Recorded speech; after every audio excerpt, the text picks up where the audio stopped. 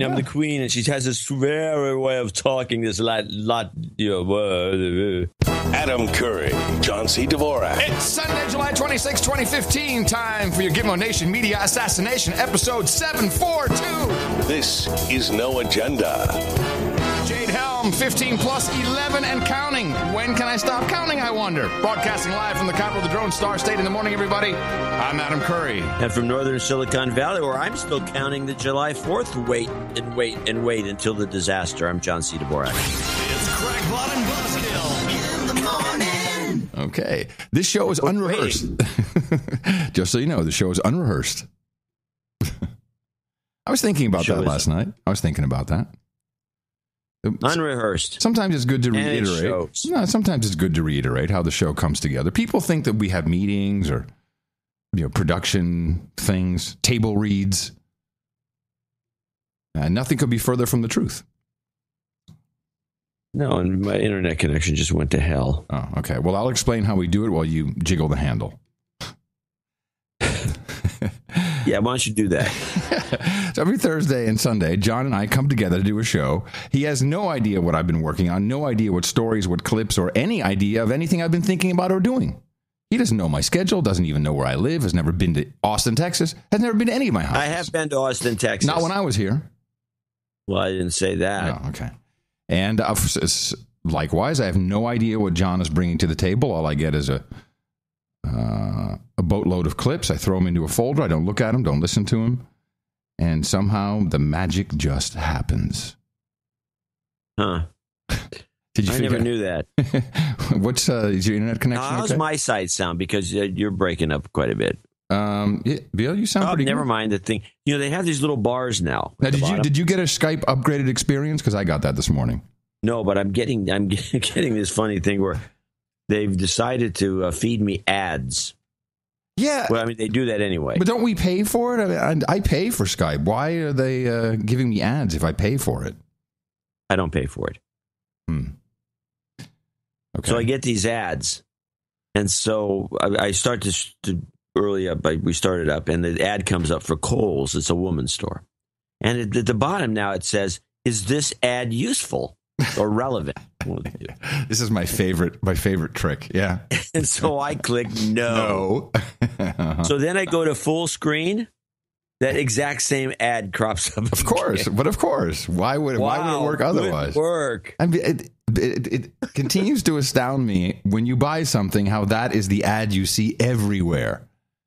Yeah, I guess after everybody complained so bitterly, I've not seen that recently. Oh no, I had it. What did I buy? Clothing. Article of clothing. And then that same pants. Want to buy more pants? No, if I wanted to buy more pants, I would have bought them. I already bought pants. Yeah. No, they don't even know I bought the pants. That's the whole problem. They just say, "Hey, buy these." You looked at them. Yeah, these pants you like. Yeah, so they leave data out. Well, there's no connection. There's no connection. That's where the upsell possibilities. That's the real opportunity that everybody's missing. And even Facebook well, we doesn't start do up that. A little company. No. Well, we're going to have to if the donations keep on this kind of a schedule. Yeah, and you wrote something in the newsletter, which I agree with, or at least the question is valid. Is our lack of opens on the newsletter, which is usually it's reflected in donations. It's a reminder. People, oh yeah, that's the show. Yeah, okay. They're down. They've been down for, what is it now, 4 weeks? Yeah, well, and it coincides. No, it's since the 4th of July. Since something happened over the 4th of July, they decided to upgrade. Yeah, this was Gmail. Well, and also Hotmail had some issues. I think they all work off the same lists. They must. I had some issues with my email too. I had to go in and whitelist a couple of things that had shown up on some of these blacklists and gray lists that I'm sure are influenced by Google, and we're getting screwed. And it's not just the email address it's coming from or subject line. It's also links in the email itself. So Google scans through those links. If it sees anything that it doesn't like of a link in an email, then it's going to mark it as spam or quarantine. People can't find their email. They have to go to, instead of, what is it in Gmail? They don't even call it inbox anymore, do they? You can promotions tab. No, I'm not talking about that. You have an all mail. So there's inbox and then all mail. And Oh, I don't- sometimes stuff is routed and you don't know where it's gone, and you can only find it if you go into the all mail tab. Oh, I don't know this. Yeah. There's a lot of. I do weird know that stuff. a couple of things. And people out there, a lot of people do email marketing of all sorts, and it's a nightmare because they, if you're a legitimate non-spammer, you get lumped in with everybody else because you did something that you didn't know that the spammers are using as a technique. Right. Now, here's an interesting little tidbit that I picked up on, based again on analyzing the numbers.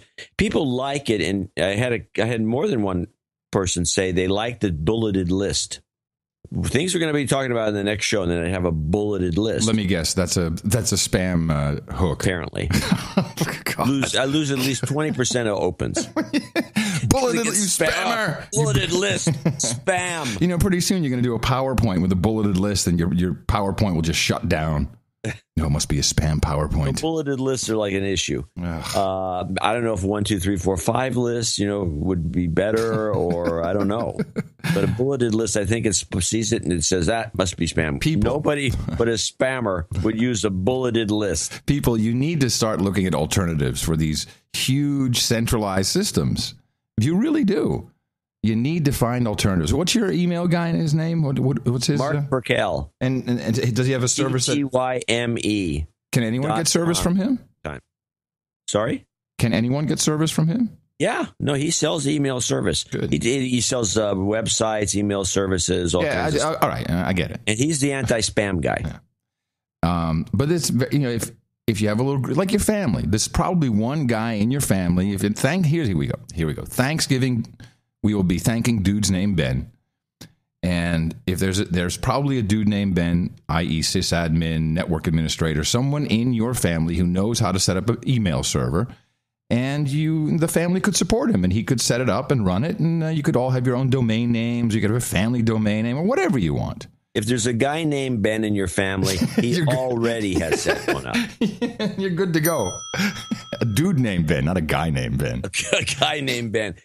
Speaking of which, I'm sorry, go ahead. I have my service from Mark has got 5 or just pretty much an infinite number of boxes if I want to set them up.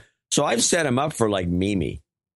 And she has it. She uses it once in a while, but 90% of the time she's back on her Gmail account. Yeah, and Facebook Messenger. And Facebook, right. Yeah. No, we're doomed.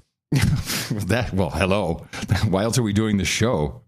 Just to point it out. We point it out on every show that we're doomed. I'll tell you how doomed I am. When I moved into this place in December, right before Christmas, when I spent a lonely Christmas, I researched which buildings I wanted to live in. I had a little bit of time, a couple days.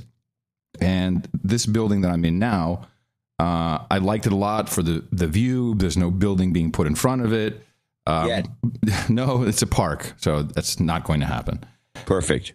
But I saw some Yelp reviews, and they were a little troubling. And so I of course, I made a visit to the building and looked around. And the Yelp reviews, a couple of them were like, "Well, this is a really noisy building. There's a lot of loud music being played. People passed out in their own vomit in the hallways." And I'm like, wow. I know, found a great place. And I thought, well, that could be a benefit. And so we're walking around.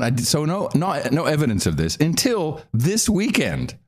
Oh. This weekend, about, I don't know, there must be 100 UT students have moved in. There's dudes in the elevator with no shirt on, with beer, and everyone's going to the 5th floor to the sun deck, and there is music loud throughout the building. I haven't seen anyone passed out in their own vomit yet, but and these are kind of like the rich kids of Instagram. Do you know what I mean? Like this. Oh, not the creeps. Yeah, and there's little Kimi Kardashians in the elevator who have to. They can't operate their, and of course it's all iPhone. They can't operate their iPhone 6 because their nails are so long and fragile, so they have to use that flat tap of the finger. Have you ever seen that? No. Ugh. I'm surprised they don't use an eraser off of a pencil. But the dudes with no shirt and come on, stop it! Just stop it. This is a residential building. I think if you can't walk around, if a lady can't walk around without a top, I don't think guys should either. I am going to put this on the building intranet. I'm going to say, hey, it's okay if the dudes are naked, if they have bare chests in the elevator, as long as the women do it too. Yeah. Yeah. And I will start way to a go. petition. A petition. So things have changed there in Austin. Yeah. Of course. We'll see how it goes. But, the freight elevators Why right now, now?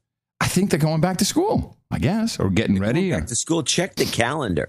Oh, maybe they are. You're right. Next month. Yeah. It's almost time. Oh, so you moved? Weren't they going to school? How long have you been? I moved during winter vacation.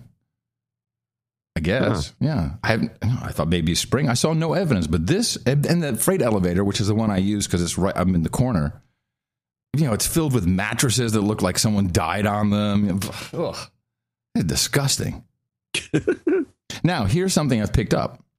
We are, of course, the word Nazis. We continuously work on ourselves to stop using certain phrases and descriptors that are overused, such as Fact amazing, outrageous, fact of the matter. Yeah, no, even so. Remember we had the so.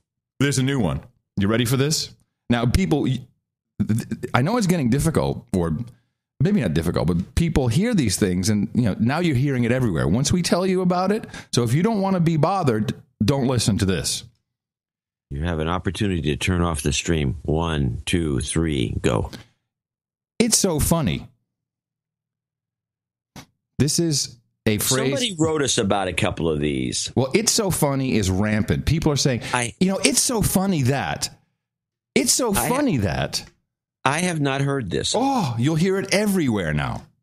And I think we do it too. I think we do it too. Oh no, that means that one guy who keeps dogging us is going to put together another clip of us doing it. I don't know. God, I hope not. It's so funny how the elites are trying to kill us. The point is, it's not funny. So funny. It's not funny. So I've come up with the surefire remedy. Okay, you start a sentence off with "It's so funny." It's so funny that I think that's what you do. When someone says, "It's so funny," just laugh hysterically. well, yeah, it's so funny. And then just say, "Yeah, you're right. It was funny." You're going to see this. You're going to see this everywhere. It's so funny. Now, I don't know about you, but I received. We need a set of clips to prove this point here. Oh, you will notice it. And it's best when someone starts a sentence off with "It's so funny," and what comes after that is not funny at all. That's what is interesting, or just plain wrong. But it's hard. This is a hard one to break. It's another one of those. Do it, so there's nothing to break. It's another one of those. Let me grab your attention for a moment and listen to me, and then start our sentences off that way. Yeah, exactly. Yeah. Let me grab your attention for a moment. I like that. Very good.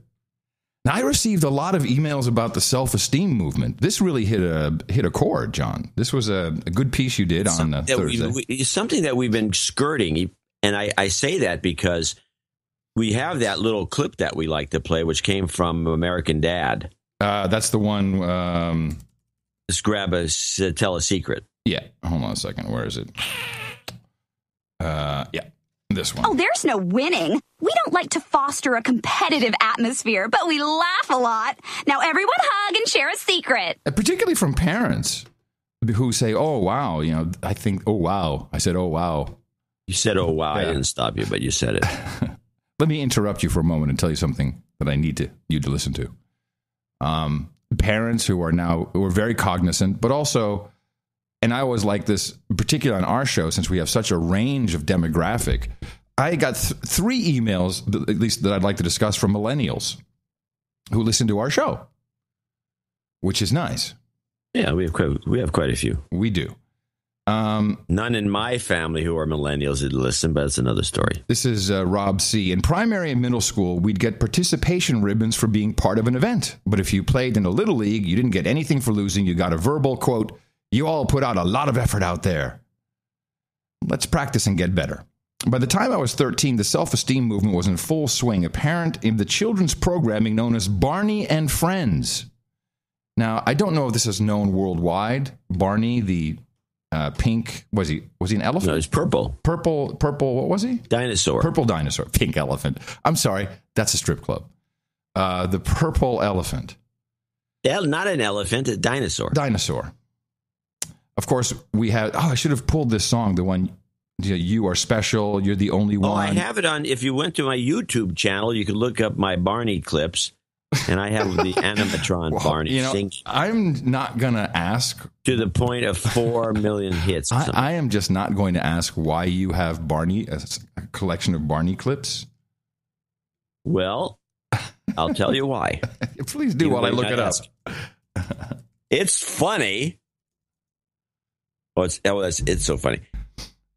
When my daughter was, when she was like 3, Bill Gates had decided, because he had a kid, that he was going to build animatronic things.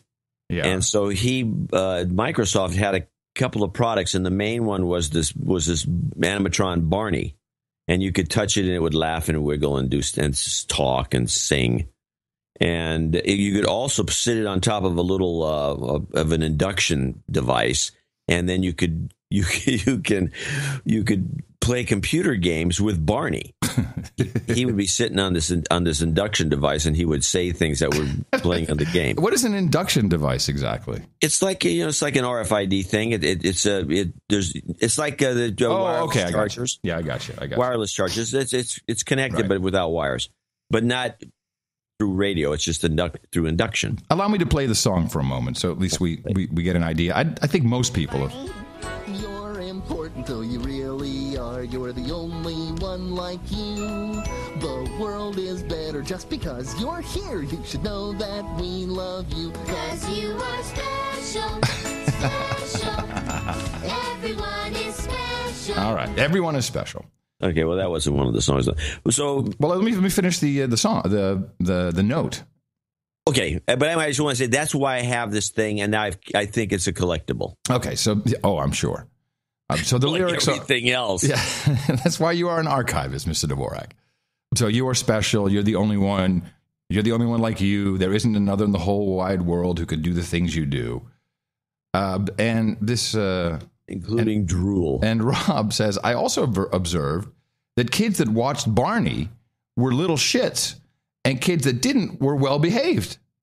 It became apparent that real self-esteem is not from being told that you're great and a winner all the time. It's from actually putting in the effort to accomplish the goal. Well, yes, of course. And I think there may be some validity to the Barney thing. Blame it on Barney. Yeah, exactly. Blame it on Barney. It's possible. I mean, and I don't know how most people don't. In fact, even my daughter was not a big fan of the Barney show. She just liked this animatronic device. And I know that nobody in the family ever watched Barney, so our group doesn't seem to have this. Now, Christina didn't watch. She watched Power Rangers. She wanted to be a pink Power Ranger, which I think is much healthier. Go out and kick someone's ass. Anything but Barney. Yeah. Yeah. Anyway. That's possible. Yeah. Where's Mr. Rogers fit into the picture? Oh, miss him. He was. I miss him. Said what? I miss him.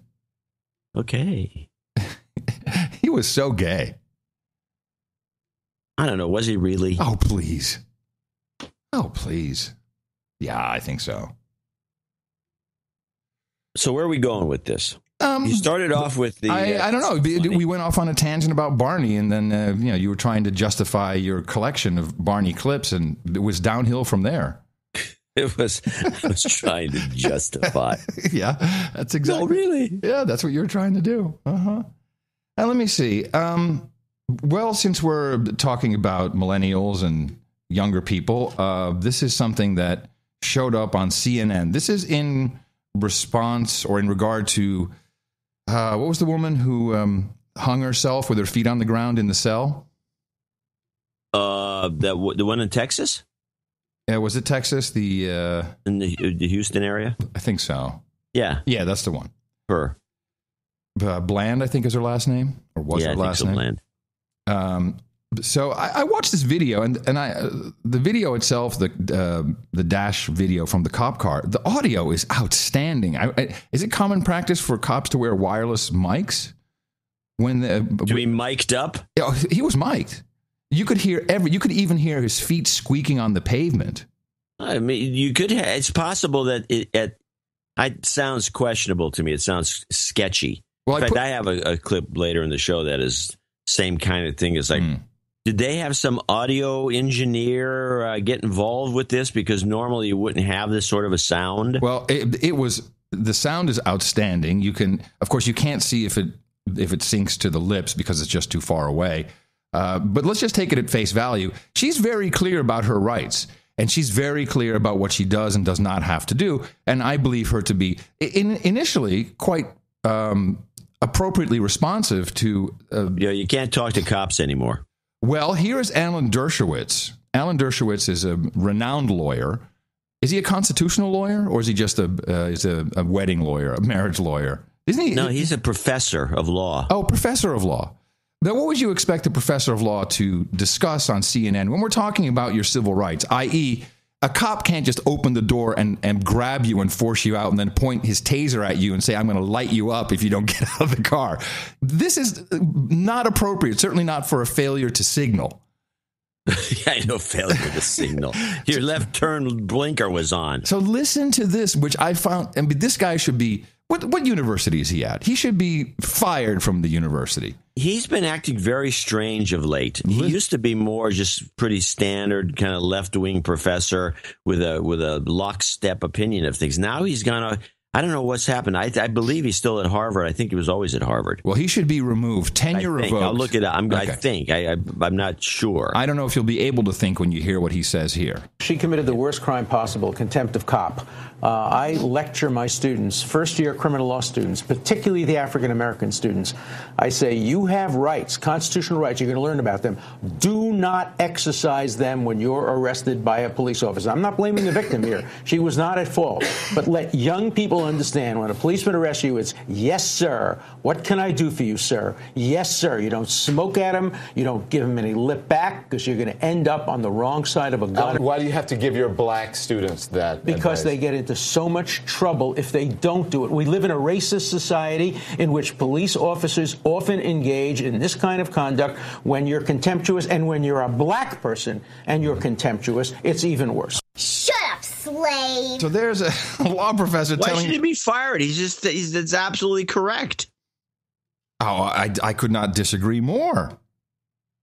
So you should. So, and I started with so. It's so funny. You think that when a cop pulls you over, you immediately start reading, you're telling him your rights and telling him that you can't do this, he can't do that. That's not what she. That's not what she did. And there's a difference between him saying, first of all, contempt of cop. I mean, come on, you're making this up. But you do have rights. You do, yes, absolutely. You do. Everybody, yes. And you should exercise those. If we give up on them, what's next? You can't give up on this. Let me know how that works out for you. Oh, sure. Next time I'm stopped at one of those bogus border patrols 50 miles from the border, I will ask, am I being detained? And if they don't say yes, then I'm not rolling down. I'm not giving them anything. I'm not getting out of the car. I'm just going to crack my window. Am I being detained? There's hundreds of YouTube videos of people doing this successfully, and they're right. I'm not disagreeing with that. Yeah, but you're saying who's the guy? There's one very famous computer character who somebody in the chat room might remember his name, who's very famous for he's a programmer, but he's famous for not producing his ID because there's no law that says, for example, that you have to show ID when somebody just asks you for it. Correct. And he never produces ID. He doesn't do it at airports. He says he refuses. You don't have to. I got a plane ticket. I'm going on this plane. I don't have to show my ID. That's correct. And he usually gets on. He's delayed, but Randall Schwartz is what the chat room says. Is that his name? No, I don't think so. It's not Kevin Mitnick. No, God, no. It's definitely not. Mitnick would go along with it. He just shows the CIA ID. Mitnick's not CIA. It's not Stallman. No, it's not Stallman. Stallman would borderline could do that, but no, it's. So that's three. That's 3 for 3 chat room. You're out. Good work. You're out. I think it's Stallman. I think. Well, let's listen to part 2 because this does stem from a Supreme Court ruling, which I was unaware of, and I remember the case, but I hadn't really followed it. White people who are very responsible for this, they're called justices of the Supreme Court. They rendered a horrible decision a few years ago in the soccer mom case, where they said that you can arrest somebody for minor violations. Took this woman to jail with their 2 kids in the car. The Supreme Court encouraged this kind of thing, and they shouldn't be doing that.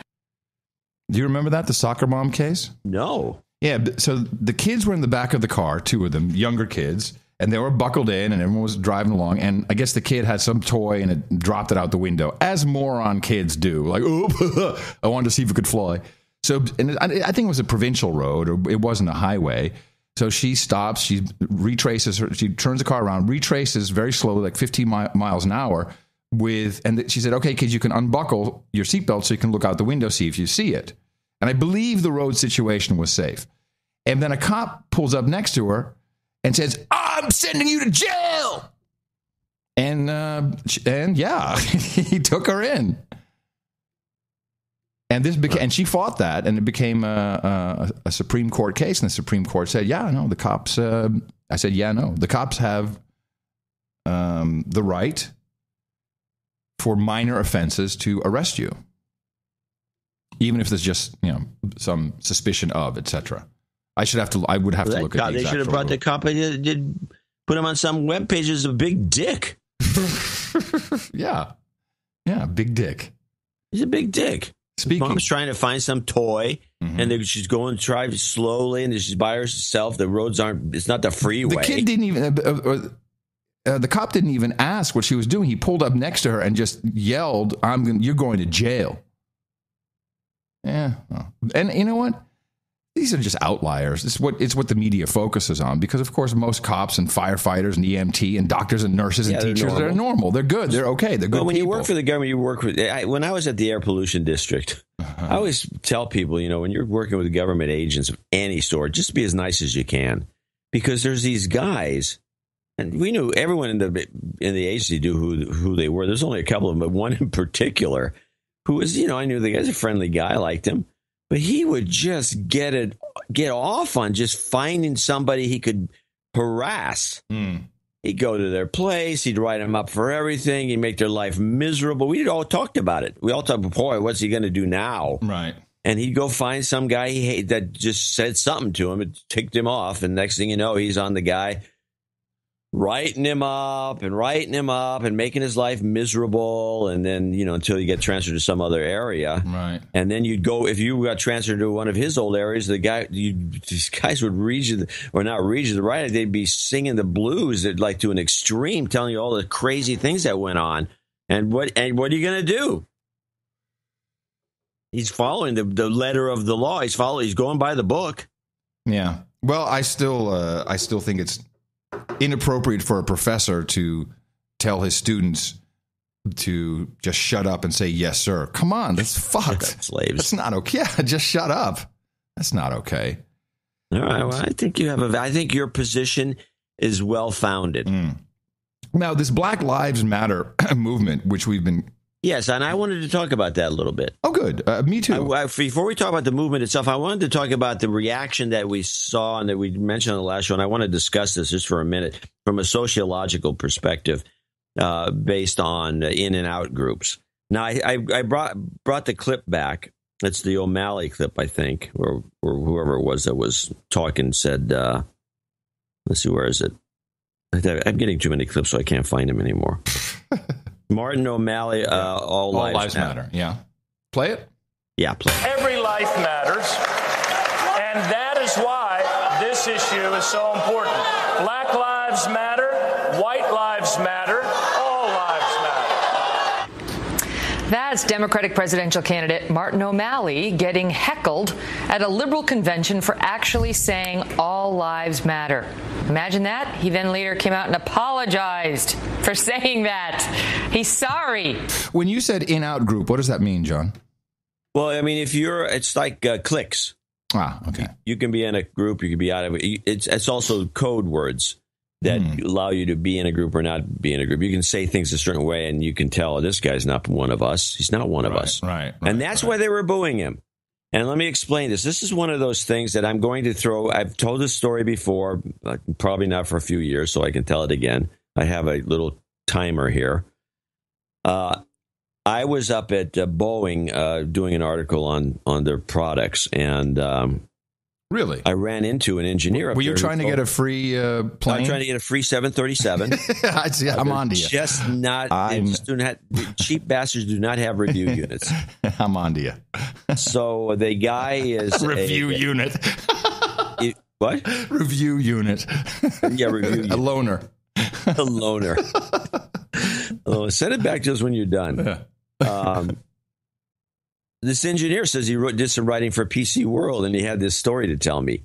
PC World was at the time, it was our competitor. I was PC Magazine. PC World at the time was, and I had done some writing for them earlier, but it was run by a bunch of, I don't want to say hostile feminists that are probably like women more than men, if you know what that means.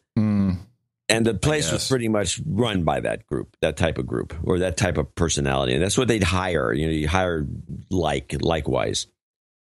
The guy says he wrote this piece, and he put the word in, he says, and the company representatives had discussed this in the past, blah, blah, blah.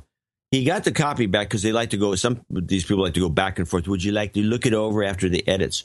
And they had changed the copy from, and the company's spokesperson had blah, blah, blah, blah, blah. And he didn't like the word spokesperson. And so he says, why do you put this horrible word spokesperson in my article? And she said, we don't use sexist language at PC World. And he goes and he looks at what he wrote. He says, the company representative. Which is not at all. He says, I didn't use sexist language. I used company representatives. Then she says, oh, you don't quite get it. We want to make it clear that we don't use sexist language. Thus, okay. So you have an agenda to promote. It's code. Yeah. If you say representative, you're not in the group. You're not saying spokesperson is the code word. Right. Got it. The Black Lives Matter thing is a very similar situation. Well, there's something going on with the Black Lives Matter movement. And I had heard about this, I think, when it started around Ferguson. And it was one of those things like, I'm sure, whatever. I'll look at it later, and never looked at it. But it was this MSNBC conversation where they had one representative from the Black Lives Matter movement, which is what I went and traced down. Who is this? What is this movement about? And, of course, seeing as there are nonprofits involved, who is behind it. But this is Black Lives Matter representative on MSNBC. What action do you want to see those candidates take in response to what the movement is calling for? Well, I think first off, we want candidates to actually call movement leaders, sit and have meetings with us, have a conversation with us about what's happened this last year since the murder of Mike Brown. What is your plan for the Republican candidate, specifically after Jeb Bush and his idea of saying that hashtag Black Lives Matter is just a slogan? Yes, many folks have asked, why would you go after the Democratic Party? They're on our side. What about the Republican Party? And trust and believe that any opportunity we have to shut down a Republican convention, we will. We will make sure that our voices... You hear them go, they're giggling over this. This MSNBC twerps. Ooh, that'll be so fun. We will make sure that our voices are made loud and clear. And we also want to be clear that the Democratic Party isn't off the hook. I like that last statement because you can interpret it different ways. Either they're not off the hook. They're not off the hook, as in they're not crazy. Hands up, I can't breathe. So I look into this Black Lives Matter. Of course, we have the domain name, blacklivesmatter.com. Or is it .com or .org? Anyway, it is protected domain registrar privacy, so you can't find out who owns that. They have to be secret. Yeah. However, the three founders are Alicia Garza, Patrice Cullors, and Opal Tometi, and they founded Black Lives Matter in 2013 after the Trayvon Martin shooting, which still is very strange that we have a Latino man somehow accused of being white. So the three they didn't. Yeah. So the three women work together, but they independently work for three nonprofits. Garza works. She's the special projects director of the National Domestic Workers Alliance.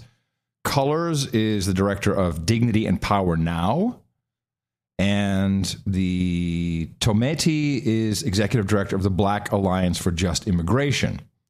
And the last two don't really have anything of any import or interest in their 990s. But the first organization, which does about $5 million a year, this is the, which one is it here? This is the National Domestic Workers Alliance. And again, this woman is the special projects director. So I would say that this is not extracurricular activity. This is a special project for Black Lives Matter. And then you go in and you look and you see who is funding this. And this is the thing that I kind of ignored previously. Let me just scroll. I'm looking at the 990 now, which of course is marked up in the show notes, as we usually do with these documents. We have substantial donations, over $2 million from the Soros Foundation, and then independently from Alexander Soros Foundation. And this is the Open Society Institute is in here, the Ford Foundation, Rockefeller Foundation. But it's the Soros thing is bothersome because this is always swept away as a conspiracy theory. And when you look into it and you look at the headlines, after Trayvon Martin, Soros apparently, and I haven't done all the math, but I think it would be reasonably accurate, has put millions of dollars into these types of groups. And the total, funny enough, was $33 million, which just one of those things that's irritating. Yikes. Just irritating. So I need to ask you, what is Soros's agenda? Does he want to make America a socialist country? That is what people mainly accuse him of. Or does he just want to create havoc and riots for some financial gain? It's what he does. He is, of course, the ultimate money manager, and particularly managing his own money. What do you think why would he support these groups? Well, the internationalists, which once he's hooked up with the Ford Foundation and the Rockefeller Foundation, those are part of the old-fashioned internationalist type operations that want a one world government, old-fashioned, not the New World Order type, but the original type. We're all part of a giant kind of communist environment. And if he's pitching into that, somehow these, I think they're just a front. I mean, with them in there, they're just like a communist front. This could well be something the Russians are behind for all we know. Well, Soros, maybe. You could tie. I don't know. You could tie him into Ukraine. All I can do is guess. But I do know that these operations, the Ford Foundation in particular, and the Rockefeller Foundations, are this old line. So what is that old line thinking? It's like if we're all socialists, then everything's going to be great. Well, I think the old line thinking is the original of the new thinking, which is it's like if we have one governing body, the United Nations stems from this, and the League of Nations stems from this thinking. Good point. Which is a joke because these operations don't work. The EU can barely function. I mean, the United States has functioned well because we've been a federal style where you have little duchies all over the place that kind of do their own thing. But I'm going to go back to it. I've said it before on the show. This is all about preventing a new war that will make it so rich people have their stuff stolen. I say it all the time. I think it's the first time I've heard you say this. No, I've said it before. It's the first time it's registered. I don't say it a lot because it sounds kind of nutty, but no, I don't think it sounds nutty. The idea of world peace, international justice and peace for everybody is not about justice or peace for anybody. It's about maintaining a world government that keeps wars, major wars, not these little conflagrations where you end up blowing up, rebelizing the Middle East or places like that, because The Rockefellers don't have a place there that they're worried about their art being stolen. It's about maintaining their wealth at the same level it's always been and keeping people from stealing their stuff. Oh, then they're assholes. Why are they assholes? Because they're putting people into a form of serfdom. I grew up in a socialist country. It's not all that great. The things that are great are the things that, well, the benefits. I remember in 1972, I moved to the Netherlands, and I recall defending, because of course I heard my parents talk, the 75% income tax at the time. Now that's been lowered since then. We had a 75% income tax in this country. What year was that?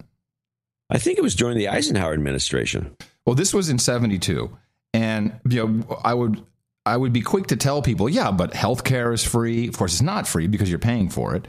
But there was universal healthcare for everybody. Unemployment benefits were great. They've since been cut down. Probably they're not even 30% of what they used to be, which puts people on the cusp of starvation. There's all education is by and large funded from public coffers, which is all just means of controlling people. Right. Yeah. Well, who makes them the boss? They have the money. There we have it. Well, that puts us pretty low on the totem pole, Mr. Dvorak. Yeah, especially this week. What the hell is going on? It's not good. Not good. Well, why don't we? I would. Yeah. Well, the rich. It seems that they are a class of people that, and it's the class of the old. If you look at the old class structure, it's kind of like pretty much along the lines of wealth, and they don't like their stuff stolen. And every time there's a war, everything gets redistributed in an awkward way, not by the government. Right. It gets redistributed by. So you're telling me that George and me taking your stuff. So you're telling me George Soros and Pierre Omidyar Drive My Car, who was funded a lot of these groups in Ukraine, that they are really just protecting their own crap. Yeah. That is my thesis. I like it. I mean, what else are they doing? They're not protecting the people. They're not. I mean, what is Soros doing that's a benefit? Is he if he's going to spend millions, why doesn't he just go on the street corners and get these bums off the street? Just give him here's $100,000. Go get out of here. Go buy a place. Move to Davenport, Iowa. Well, these Atlanticists or whatever you want to call them are definitely making moves and funding stuff like this and playing into people's fears. This is why they had to kill John Lennon. He was onto it. No, he was. He's onto it. No, well, but I'm not going to go down the John Lennon path publicly because he said all you need is love. And he put up big signs on Times Square. Like, okay, this guy's gone too far now. If people figure out this love crap, it's all over. Hey, Soros, start some shit. Seems that way to me. Well, the problem again with Soros, and I think you're right, you have to be careful because when he shows up, immediately it goes right back to Glenn Beck, who is the big Soros basher amongst all the pundits, the big commercial pundits, and he's kind of nutty about it. Although when you see his analysis, he's usually not too far off. I think a lot of Beck stuff is not accurate, to say the least, but his Soros analysis always seems spot on. Right. So I didn't realize that Black Lives Matter. Yeah, and he's been funding groups that have participated in protests a la Ferguson, a la Baltimore, to the tune of this $33 million, which just tickles me whenever I see that number show up again. So he should be arrested. Yeah. No, I think people are all in on this. Except for the people I hear on the street here in Austin. Black guys saying, I don't like this Black Lives Matter. You know? That's just another one of these groups. It's like the World's Workers' Party. Yeah, they have. Isn't the World Socialist Workers' Party? I think it's called just the World's Workers' Party. Because there's a website. I think it's WSW something, World Workers. Maybe it's an offshoot. It's just another name. Yeah. I've been berated before for putting that in the show notes. Like, hello, just because it's in the show notes doesn't mean I endorse it. That's the beauty of the show notes. It's got all angles. Everything is in there. including the Would clips. anybody, International Workers' World Socialist Party, is probably one you're thinking of. International, the word international is a giveaway.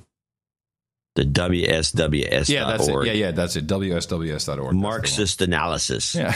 Woo! The original blogger, Karl Marx. Yeah. You don't mind going back to 1840. Oh. All right. Let's see what we got. I got a couple of things. I get that out of the way. I wanted to do a little deconstruction of Obama on Jon Stewart. Yes, you put in this newsletter, which is good. No one read it, but...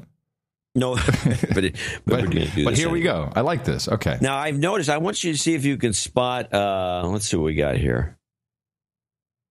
All I got was, what I got was some cool stuff, which is I got some irony, but I got this. This is the first clip on the list is Stu Obama first. And when I heard he does this a number of times in this little bit, and I realized that you had actually caught this on a non-popular, this is part of people using popular culture. But listen to this first clip. I feel it. No, I felt the movement. No. I felt it. Here's what I fight against. No. Yeah? Okay. Do I get to play a new no jingle? You got one? As a general rule, I am just fine with a few hecklers. But not when I'm up in the house. No. Hey. Can we have this person removed, please? Hold on. Can we escort this person out? Hold on. That was Minuteman Davin who created that for us. It's a good one, isn't it? Oh, that's a dynamite one. Yeah. We can do a whole album pretty soon. We can have an album on Spotify. No. Anyway, there's a few good lines in here. He has a... This is catching on, I will add. The no. I'm hearing it everywhere. No. No. Let's get the original, just so people. No. The original. Yeah, play that. Yeah, let me see if I have. Was this it? I think this might have. Was this it? Yeah. No.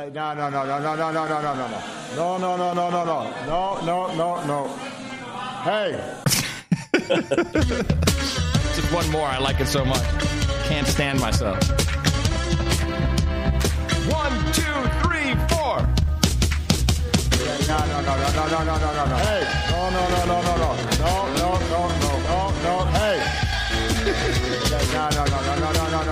Hey. No. Hey. Listen. Hey. You're in my house. Hey. Shame on you. You shouldn't be doing this. I love our producers. So Stewart actually has a couple. It was a funny interview. Now, I went and pulled some of these little clips out, and they're all short, except one. Well, let's play the long one. There's a long one here, which is the Volunteer Cyber Army, which I thought was a little bit much. Oh, boy. So more setup, or we go into it? No, I'll talk about it afterwards, but listen carefully to what he's saying here. Here's what we did. Yes. Here. As the commander-in-chief. After the healthcare.gov fiasco, we brought in an entire team of guys basically volunteering their own time from Google, Facebook, guys in T-shirts. Hold on a second. Mr. President, with all due respect, fuck you. That's bullshit. Oh, yeah, the guys in T-shirts, they know what they're doing. Please. Fiasco.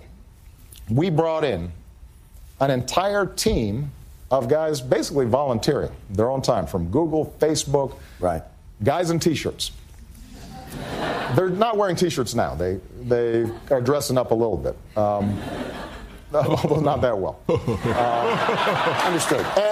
And we have created what we're calling the U.S. Digital Services. And we're basically getting guys to rotate in for a year or 2 years, and we're just putting them on a whole bunch of these problems, whether it's how do we make an SBA loan easier to get? How do we make sure that, this agency is more customer friendly? How do we make sure that people can go to one website instead of 16 to find out the information they need? So these guys are spreading out throughout the government, and they are, in fact, systematically chipping away at a lot of these problems. And I think we will be, by the time I leave here, we're going to be able to say that government is working much better, much more efficiently, much more customer-friendly than when I came into office. It's interesting, though. It frustrates you because I can tell. Yes. We're talking, you're having a nice time, you're talking about the Iran deal. When we talk about things that don't work, I think it's frustrating to you. Of course. Yeah. Okay, now hold on a second. Let me get this straight. It's so important to the Obama administration to get these screwed up systems working correctly, or working at all for that matter, that they're looking for volunteers to come and go wearing T-shirts. They can't spend a dime on this while we're dropping bombs all over the world. Are you kidding me? Yep. Oh, let's get some volunteers. Maybe they can help fix these issues.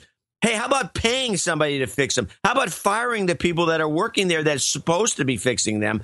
Get them out and pay somebody to come in. I just found this to be the most annoying thing I've ever heard, and he's so glib about it. Oh, we got these volunteers, and then he not only gets them to volunteer to come in, and then he just ridicules them because they don't know how to dress. They're wearing T-shirts. I just found this to be unbelievable, and Stewart's just sitting there with his thumb up his ass. John C. Dvorak's pet peeve of the day. You're right. I did a quick search on our clips. I have a thing from Megan Smith, the former Googler. And also, I find it questionable that we have people, volunteers coming in from Google and Facebook who are, is everyone vetted? Was all of their information stolen in the OPM hack, the Office of Personnel Management? Are these people now compromised? What if you have a capability to cross-reference the Office of Personnel Management database with the Ashley Madison database and see who's been? This is happening, John. Your great dream. I've received emails from people who have used Ashley Madison, female. To hook up, and it's all politicians. It's also pilots, doctors, but a lot of politicians. So these people are all blackmailable, and so now you have insider knowledge of these systems. 16 of them, I guess, or whatever the president was talking about to consolidate and make things work better and smoothly. And they must have been vetted. They must have gone through a background check, and that information is now stolen. And now they're blackmailable while they were in D.C. Hey guys, we're in D.C. We're hanging out. We got our T-shirts on. Let's get some hookers. No, wait. Let's go Ashley Madison. There you go. Yeah, let's hook up with some babes. Hey, baby. It's a bad situation. Let's listen to this Megan Smith clip, see if there's anything in there about the U.S. Digital Service that we can listen back to. These tours of duty that we set people up with, oh yeah, this was a promo video. Now I remember. Tours of duty. These tours of duty that we set people up with, these are things that they're going to be telling their grandkids about. There was that time when I worked for the White House, and here's what I did at the White House, and and then we got on Ashley Madison, and we got blackmailed. It was more meaningful than anything I've done before or since. In tech, I think a lot of us, we just love solving really big, complex, difficult problems and thinking, all right, this is a crazy problem. I know software, I know technology, so how do I use that knowledge to fix it? Just any big problem. Yeah, I never ever pictured myself doing this until I saw someone else doing it and thought, that's awesome. I finally get to use my skills to... That tech is awesome. Hey, take a look at what Boeing's getting on as a contractor and see what you're getting as a contractor, dummy. Actually make a difference in people's lives. This is about making a difference, John. It's about making a difference by participating. Boeing's making a difference. And I think a long-term difference. The United States Digital Service is the Americans who have tech skills come into government. Tech skills. How's your tech skills, John? I got tech skills. No one called me about my tech skills. And helping do what we need to do from D.C. and across this country. Well, I never expected to be here. And I realized that that's something I said with each step forward. And by the way, and I said by the way purposely, there's women in here too, Mr. President, not just guys in T-shirts, completely misogynistic, completely genderphile. I missed that one. Yeah, that's shitty. You can't do that. It's not. You just propagated the lie that only men can be in tech. Yeah, with T-shirts. Yeah. Taken so far. Right now, it's just a really critical time. In fact, I hear 50% women in this promo reel. Time to get technologists into the government because there is a huge desire and need. The skills that we have as technologists in the private sector are still quite rare in government, and whether it's for a year or 6 months or 2 months or even for a couple weeks, the time that you spend in U.S. government can make a dramatic impact. Figuring out how we can use technology better to help the lives of American people is not a new challenge for the federal government. This is something that we've been working on. We've been working on. I'm working on your fry. Well, I don't see Boeing volunteering. Where's Megan Smith coming out and saying, we understand, Mr. President, there's a lot of women in tech, Mr. President. Since day one of the administrations before us have tried to solve as well. I have explained to people how broken things are, and a lot of them have asked me, why would you walk into that? And the answer is because it matters. I thought about this and I just remember thinking, wow, I know technology. This is how I'll serve my country. In many cases, we're addressing. Do you have a T-shirt? The needs of the people who are most in need, for whatever definition you want to use, least able to help themselves. And that's a real difference between the kind of stuff that we typically did in Silicon Valley. We shifted how people are working, facilitated by technology. And those shifts will outlast the specific technical solutions that we build. And that opportunity is unparalleled. That's a fine example of that Google Hangout technology we're hearing there. At times, I'm not sure if I'll finish my term with a concrete deliverable, but I know that the culture is shifting, and that deliverable has to start sometime. Some people are hands-on keyboard coders. There's also amazing designers. There's amazing design thinking people. There's product managers. There's people who really know that subject matter or that user who are, scrubbed in together on these functional teams. So you may not think you belong in the United States Digital Service, but we want you. We want you for the United States Digital Service. Well, we want you to work for free. This must be a lie. Give billions and billions and billions and billions of dollars to the defense contractors. Hey, if they were working for free, I'd work for free too. Hey, John, let's scrub in. I'm ready. Are you? No, I don't have my soap. Scrub in. All right, let's go on with the next little clip. This I thought was this was the only funny moment, I think, kind of. In the whole little back and forth where Stewart was really not on it. He wasn't even on his C game. He was just listening. But he did have this little comment. Maybe he had orders. He had what? Orders. He had orders to just listen. Orders. Oh, orders. I see. Orders. Orders, We have the digital U.S. digital services. Let's go to Hope Posters. It's okay. Hope Posters. It gets better.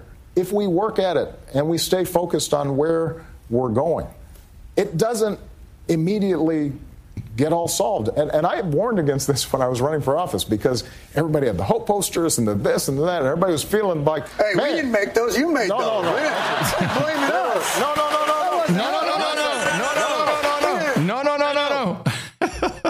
This guy's crazy. No. When did this crop up? I feel one who ever you caught it on that clip that nobody else played. Right. Well, it was worse. The media, the mainstream media, claimed that he had shut down this protester. Well, I feel mainstream media lied to us.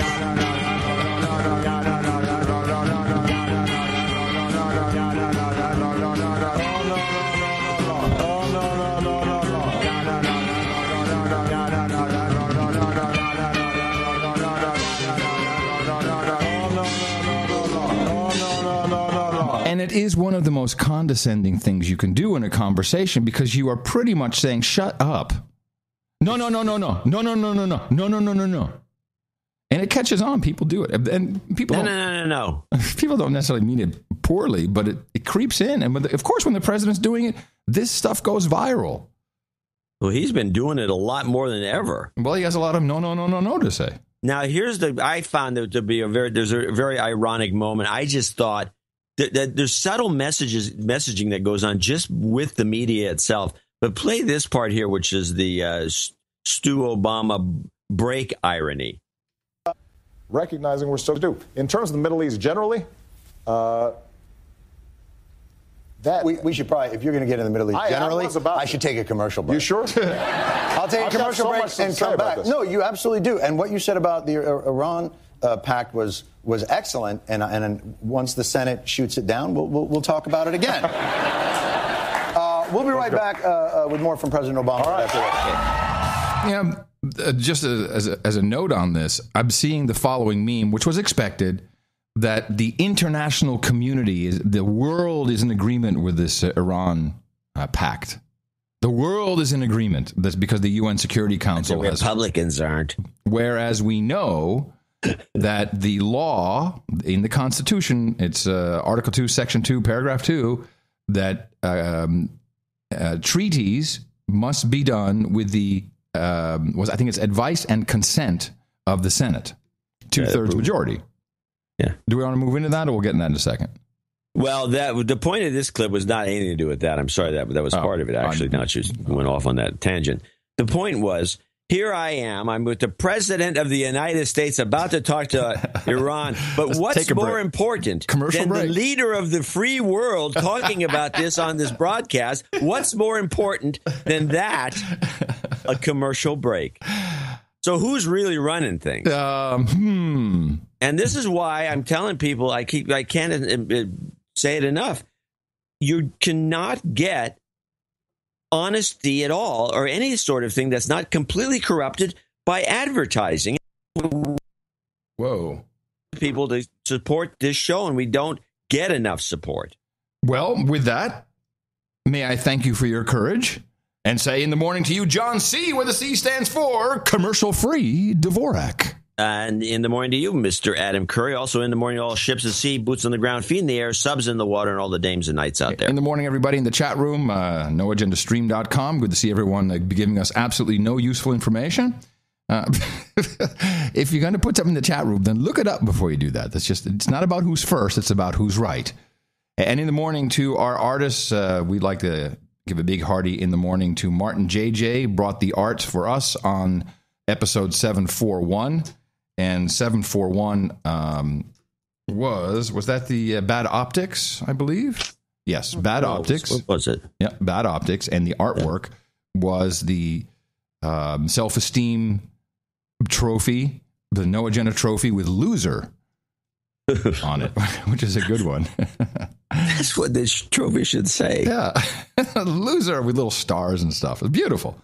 And thank all of our artists, as usual, for submitting their fine work at noagendaartgenerator.com. This is always done during the live show. People who are artistically inclined, listening to the show, and want to support us and give us some art. And without good art, we'd be in real trouble. This is a fact. We know that good art always helps with the overall sustenance level of the show. Yeah. It rounds out the package. And quite a package it is. And it makes a difference with good art and crap art. You see a lot of crap art. Yeah, there is some crappy stuff going on. Not that we use. No, in general. If you looked at other podcasts and what other people try to do, some of the art or their judgment.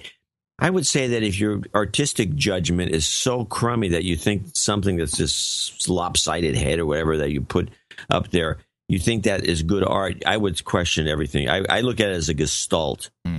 I think that you can tell a book by its cover. I've always thought this. Anyway, I don't want to get into that. I want to thank some people for being executive producers and associate executive producers for show 742. Okay. Starting with Anonymous, who came in with $432.11. And he says he's now a knight. He got to knighthood, and he wants to be credited as B-anonymous. Okay. Instead of A-anonymous. Sir B-anonymous. So the next on the list will be C-anonymous. We already have T-anonymous. Yeah. But we need a C-anonymous, and then a D-anonymous, and then an E-anonymous. Well, anyway, we can do 26 of them. We can have all the way to Z-anonymous. We can have 26. We have, so far we've got A-anonymous. We do have A-anonymous as a knight. And now we have B-anonymous. All right. Looking for C. We're looking for C-anonymous. Previous donation, and he's got his numbers, are please knight me as Sir B-anonymous. Short and sweet note, thank you for your show. P.S. Enough Climate Gate already.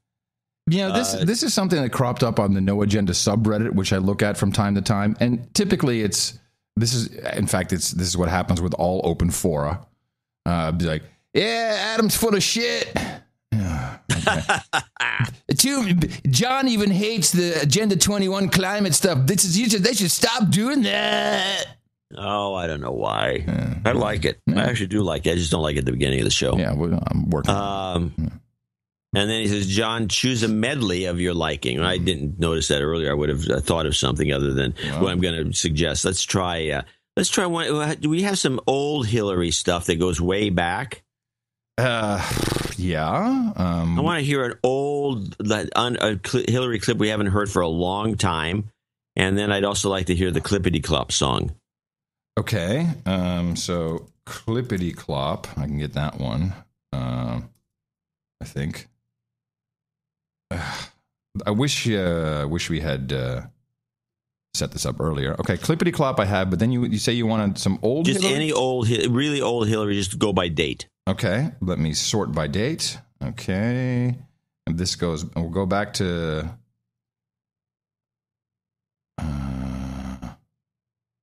I have no idea what it is. We'll just see what comes out of it. Let's go. It's a potluck. I am talking about gay, lesbian, bisexual, and transgender. Hillary's gay, she's a bisexual. You heard it here first in her agenda. It's Clippity Clop. The message is clear. Just Clippity Clop. You've got karma. There you go. Potluck. I have no idea what that. We never played that. I don't think we've ever played that one either. Wow.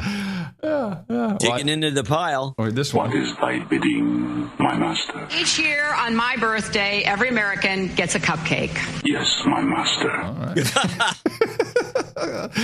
The stuff people send to us. We should just go through all this stuff. We could probably do a whole show of Hillary. Just Hillary clips. Mm-hmm.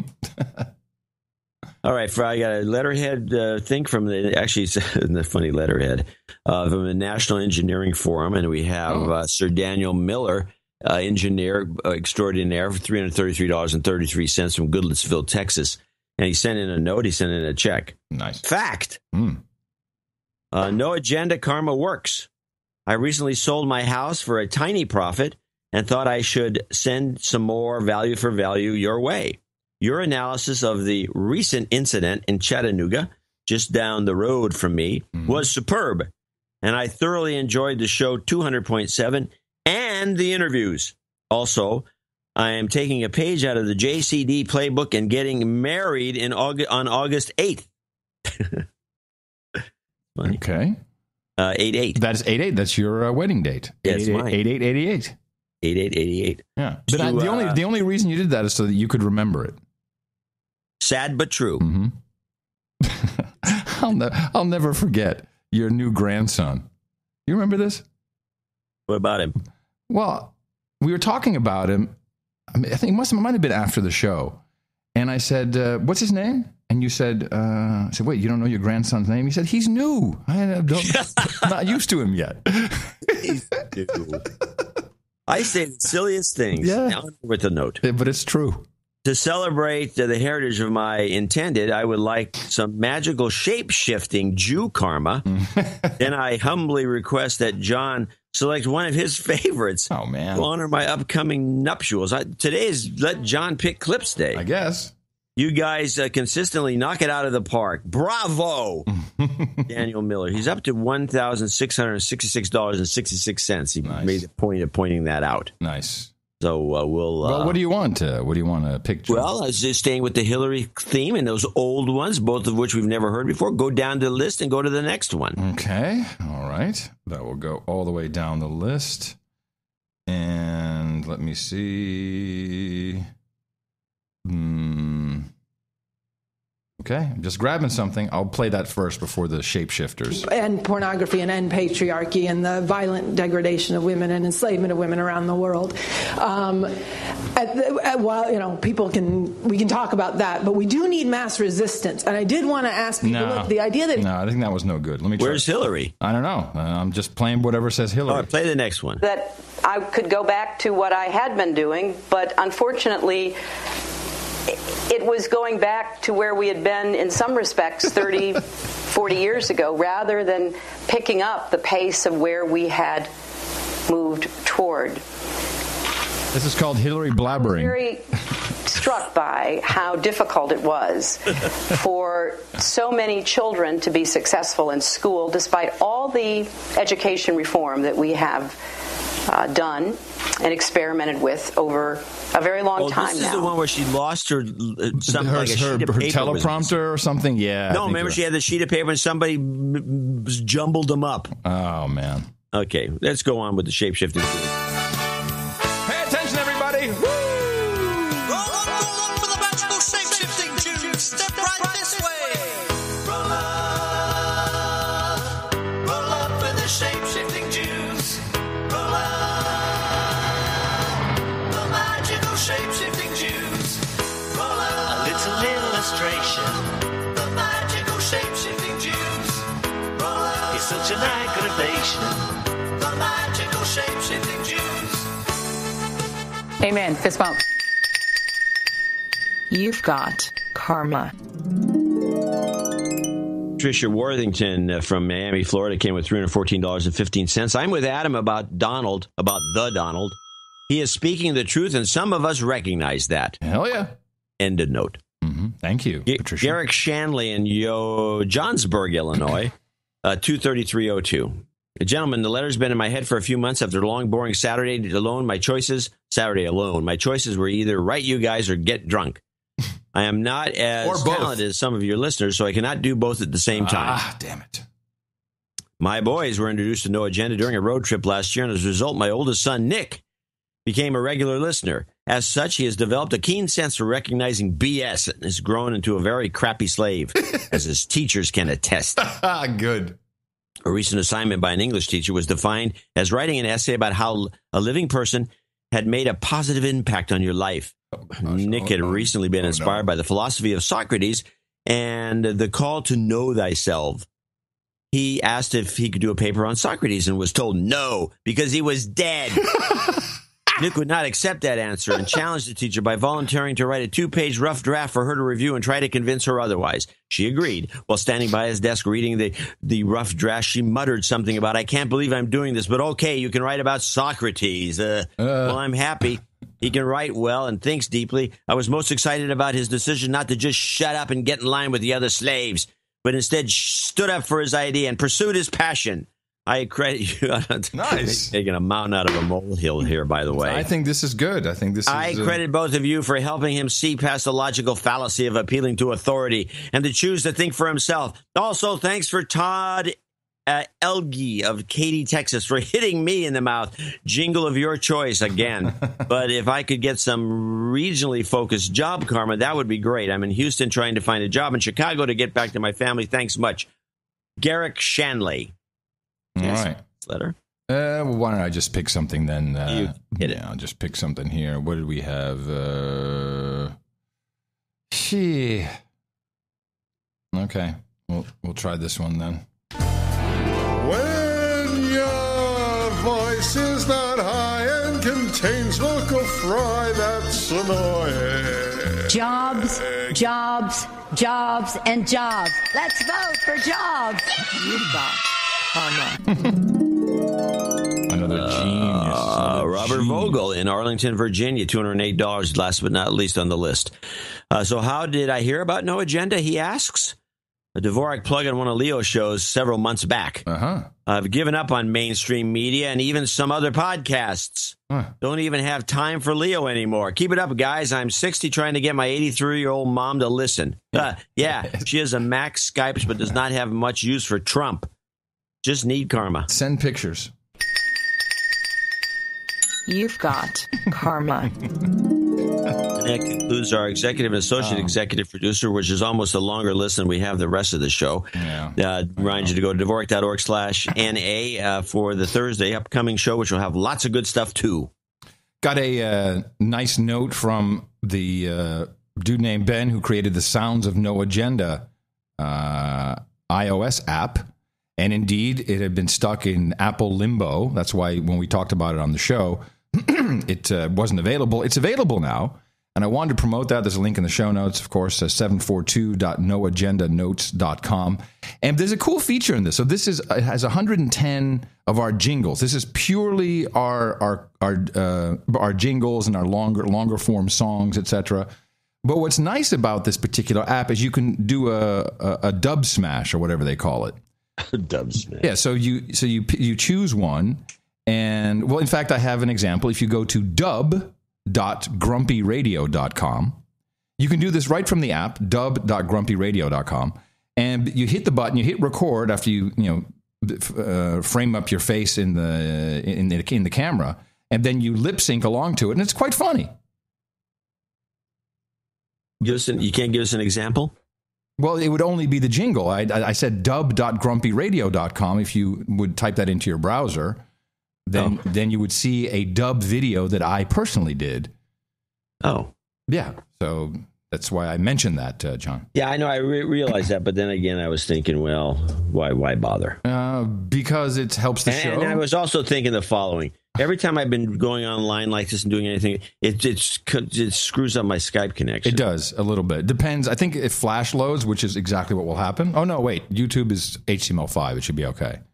Oh, that's you there. Yeah. So click on it, play, and you'll see. I just did that.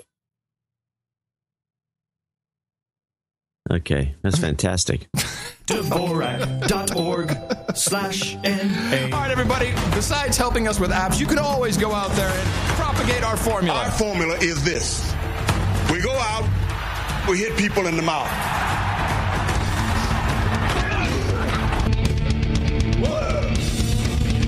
Shut up, slave. Hey, citizen. Shut up, slave. Amen. Fist bump. Nice. Am I mistaken when I saw that? You shaved off your goatee? Oh, yeah. I've shaved off the beard, yeah. Oh. Done with the beard. Yeah, I got tired of it. That was getting distinctive. Yeah, it made me look old. I don't know about that, but it was making you look like that guy that's on Meet the Press. What's that guy's name? Chip? No, not Chip. Chip's long gone. Chuck? Chuck doesn't have a beard. No, he's got that douchebag goatee. I didn't have a goatee. I had a stubble. Oh, you had all stubble? Just roughness. Yeah, rough. Oh, I thought you had a little. I hear the ladies love it. Now, so I'm watching this morning before the show. I was just turning the television as I was eating my croissant. I ate a croissant this morning myself. I had my coffee. We're the croissant boys. I had write that down. The croissant boys. There you go. I did a John C. Dvorak. I had my espresso. I had a croissant with some LaCroix bubbly water. Yeah, there you go. Just like being in Paris. Yeah, except for there's no French. So I'm watching them. They're talking about Trump, and it's just this. Trump. We're on to Trump. Gotcha. We were on to Trump. Gotcha. What are we going to do? But my man, Trump. So we went to. I'm watching this, and Todd and the other people, but Todd in particular, but everybody too, they had a sneer on their face. Of course, because he's a clown. Let's talk about Trump. Do we have what to? What a crazy idiot. Yeah. I find it offensive. It's extremely offensive. He's got a huge number. It's like 23% is like a favorable, and they're going to vote for him. This is non-trivial. I mean, you can laugh at him all you want, but at some point you're going to have to take him seriously. If you want to get rid of him, you're not going to get rid of him by just mocking him. What you're doing is alienating the people that are for him. I don't understand, other than their Uber lords have said you've got to do anything you can to discredit this guy. From a television programming perspective, which is how I look at Trump as well for our show, of course, it's fucking dynamite. The numbers are all up. This is fantastic. You put Trump, you get a Trump conversation. People are interested. They're watching. They're listening. The guy says interesting things. The way it's responded to by Democrats is egregious. It's great. They should be all over this. This is what makes people watch television. But no, I guess it's we have to discredit him because someone's clearly afraid of him. Yeah. Do you have clips? Because I got a couple clips. Well, you start with your clips. Okay. First, I have this is Andrea Mitchell, and I also noticed that MSNBC is there's a shakeup going on. Hold on a second. Well, it's been going on for a while. Yeah, but it looks like they're getting rid of a lot of shows. I think including, who's that douchebag? The blowhard in the afternoon? Who's the douchebag? And then you say MSNBC? I know. It's a toughie. The Chris Matthews. I think he's out. He is? Yeah, I think so. But Andrea Mitchell. He's an old. I thought I read that. Well, I would doubt it. Well, we can look it up. It's not that important. Torre. There's the guy that should go. Oh, I think he's gone. I don't think he's on anymore. Oh, okay. Well, Andrea Mitchell is still in because, of course, she's an elite. So they need the elites on the team. Elite in there. So here she is, along with Goatee Boy, Chuck Todd. And it's funny. They cannot believe how bad Hillary's numbers are. They just can't. It makes no sense. This is a problem. Look, I would just say this with these Quinnipiac poll numbers. It's pretty early. No, it's like her standing in national polls looks fairly strong. These swing states, Virginia usually goes where the national polls are. So something is amiss here. Either these state polls are an outlier. I like this. Something is amiss here. The polls must be wrong. Or the state polls have found something working. It can't be. First before the national polls, which is also possible. The Clinton campaign very quietly is pushing back, saying, well, maybe this was a bad Democratic sample. We'll see. Let's see other polls to find out. Don't you love that? Attention is all on the Republican race. And I think there's a lot to that. It could be maybe the Iran deal's not playing well. I mean, there's a lot of ifs here that could be influencing it, or 1 out of every 20 polls, no matter how well they're conducted, sometimes just get bad numbers. It's fitting a pattern where Hillary Clinton doesn't wear well over time when she's been a candidate or been at the focal point. So that's why these numbers, you sat there and said, well, maybe they're outliers. But wait a minute, we have a data point here that hasn't been great, a data point here that hasn't been great, and now suddenly this adds to it. Is there something else?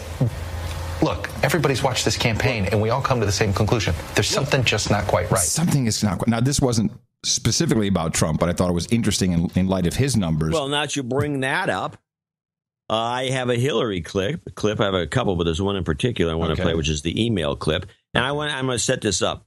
This is the email Hillary. They talk about the email scandal that's a brewing, and it's a troublemaking thing caused by the Republicans, and they want to get a hold of the server because they think they get some forensic guys in there. You can scrub a hard. You got a guy who knows what he's doing. He can recover data from a hard disk that's been erased, and they think they can do this, or they're not saying that, but I'm sure that's what they're thinking. Here's the problem: there is no clip titled "Email Hillary." There's a clip that says. There's a clip that says Clinton emails. Oh, God. Sorry. All right. An agricultural crisis is. Sorry. I got to say, I'm still setting it up. Oh, You're not even listening. You're just looking for the clip. It was just my fault because I'm sorry. I have a job. It was here. my fault because it didn't say Hillary. Sorry, I'm only looking for the clip. Anyway, as I continue, so they do this kind of a rundown of the story, and then they throw it to Hillary, who's just public speaking, and she comes off, and it's interesting to me because Hillary seems to have like maybe 3 or 4 personalities. The more I watch her. And this is the one of the personalities that it will sink her if she thinks she's going to run for office using this one. It's extremely haughty and arrogant, and she talks very slow and deliberate. Now, she talks in a lot of different ways. People say, oh, she's a great speaker. She sucks. She speaks one word. Her typical pattern is one word at a time.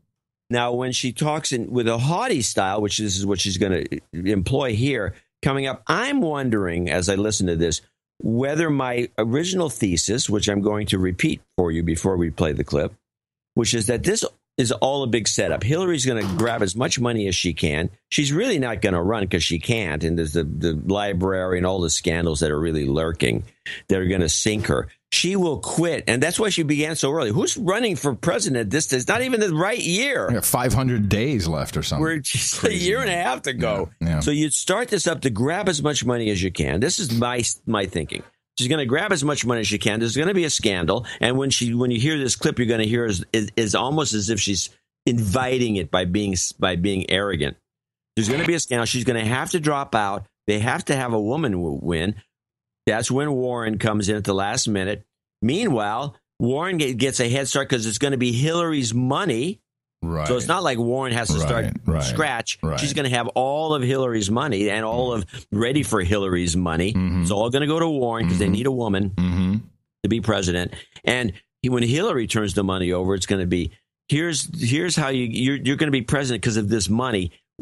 I'm expecting you're not going to be looking into the Clinton Foundation anytime soon. The U.S. Justice Department is weighing a request to look into the possibility that Hillary Clinton mishandled classified information when she was Secretary of State. It's centered on her use of a private email account.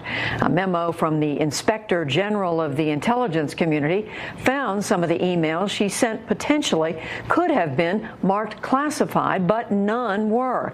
Speaking from the campaign trail today in New York, Clinton warned reporting on the story was filled with inaccuracies.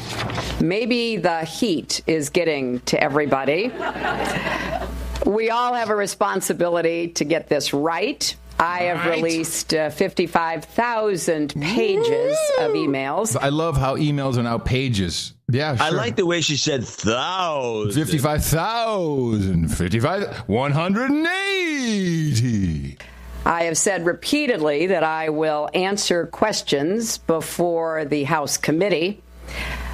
We are all accountable to the American people to get the facts right. Mm-hmm. And I will do my part. Mm-hmm. I have a theory about her multiple personalities because I saw this particular speech. And the first thing I said when I saw this speech was, can you guess? She's a psycho. No. Her hair looks dynamite. Oh, yes. I agree. I noticed it, too. Yeah, her hair is all feathered. She brought somebody over from France. From Paris, yep. And whenever because that's where the hoity-toity comes from. I was in Paris. I had Jean-Pierre from Paris. Dessange in Paris did my hair. And it affects her brain. And as a hair person, I will tell you, how your hair is sitting on your head affects your brain. Case in point, Donald Trump. I mean, come on. This is exactly what happens. Hair is it's part of your ego. It's part of your entire aura. It is who you are. And when it changes, and she's been talking a lot about her hair. I won't grow gray in the White House. And then because she's preoccupied with her hair. Yeah, but it changes. But that hair, you're absolutely correct, was dynamite. Dynamite. And yes, it was. It's funny. The first thing I said, it's not funny. Just, you got to stop me. It is not funny. You said that. I said it is. What, I'm fucking crazy. Oh, I said this it. This is interesting now. I said it. I copped to it. Yeah, I realized that, but I screwed never up. Noticed this before. This is bad. So it is not funny. Well, you caught yourself. But I think it is. I think here's how it works. So knowing how she travels, and this is not any different from any other celebrity, she has her hair and makeup persons probably. And I recall from doing television, I've been on record saying the most important people for a host of a television show or a politician about to do a show is the hair and makeup people. They calm you down. Sometimes they put like little, they'll cool underneath your eyes, with some cooling liquid, and there's always a nice vibe in the dressing room. And when you have Jean-Pierre from Dessange doing your hair, oh, Hillary, you look so beautiful. You are so good. You're above all of it. You're above all of it. That is influencing her. And that's probably exactly what's going on. Yes. This is what's happening. But it did look dynamite. I'll be the first to say again. I really, really like that. I'm glad you pointed it out because I noticed it at the time. I maybe was going to mention it, but I failed to. But yes, and then she takes on that princess, the queen. I'm the queen. I'm the queen, and she has this very way of talking. This lot. Yeah, something like that. All right. Let me write that down. Okay, now we are going to go. That's my, what's the name of that dog? Shaggy. Shaggy dog? Oh, from Archie's? Oh, never mind. That one? All right. Now so what can we possibly do to discredit Donald Trump more? Well, Jake Tapper had a great idea, or his producers. They brought on Sheriff Joe Arpaio. Oh, that maniac. Psycho sheriff. Maniac or not, it's a perfect... I think he's the model for this crappy show that's on Fox called Axe Cop. But anyway, go on. The 10 listeners will get that reference. Go on. Well, I like Sheriff Joe Arpaio. He is an elected law official, and I like a lot of the things he's done. And, of course, what we need to do is we need to bring back some old crazy stuff about Donald Trump, and Jake Tapper does a good job. Something else that you and Donald Trump have in common, in addition to making the issue of illegal immigration a real focus, is that you've both trafficked in this rather... I love the term, you both trafficked.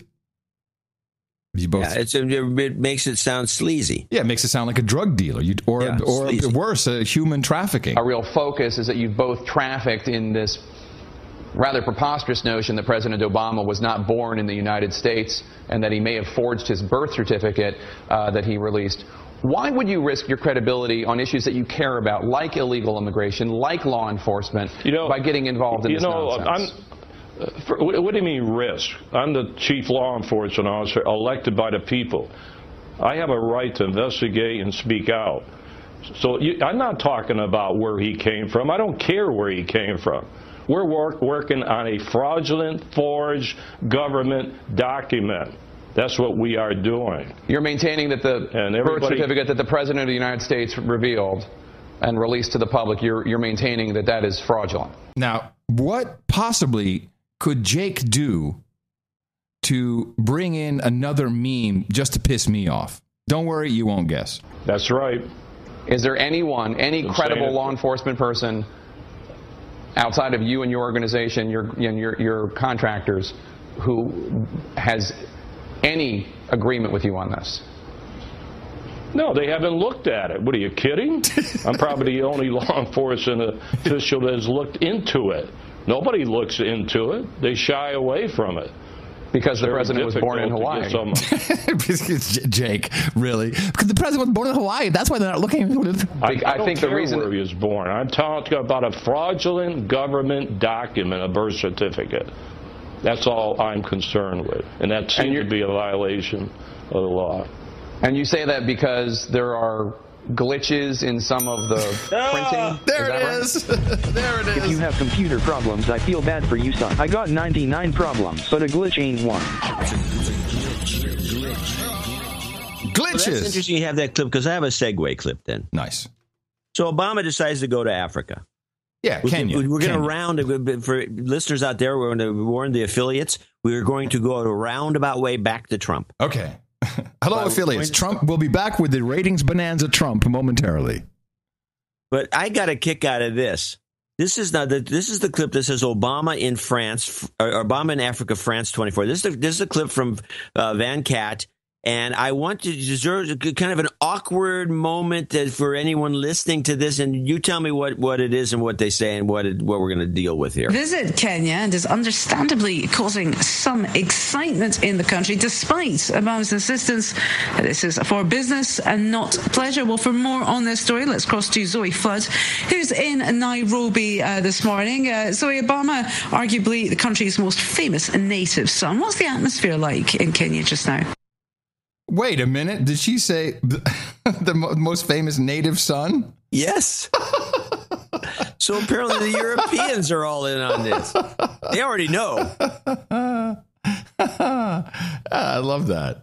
So she's the most famous, Africa's most famous native son. Kenya's most famous native son. Fabulous. Well, now it's not only that the French think that he was born in Kenya. Oh, no. But I'm guessing that the Kenyans themselves, and I have two more clips. I got one is Obama in Africa. Okay, this is the one. This is the Obama in Africa. This is the local report about what's going on there. And then listen to this. Every life matters, and that is why this issue is so important. Black lives matter. But this is not, you're playing the O'Malley clip. Oh, I'm so sorry. Obama in Africa, local report. Yeah, I know exactly what you asked for, and I have no idea how that came out. Here we go. He's the first sitting U.S. president to visit the country. His first full day in Kenya brought a moment of controversy when he was asked about gay rights. When you start treating people differently, that's the path whereby freedoms begin to erode. Kenya's president said this is not a view he shares. In Kenya, gay sex is punishable by up to 14 years in prison. This issue is not really an issue that is on the foremost mind of Kenyans. The rest of the visit has been smooth in a country where President Obama is considered a native son.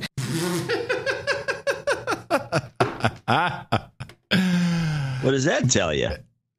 They know. They're happy. They're proud. But just get over it already and let's be happy about it. Meanwhile, Obama's aware of this. And so he gives a speech. Now, this little talk here, this is Obama comments in Africa.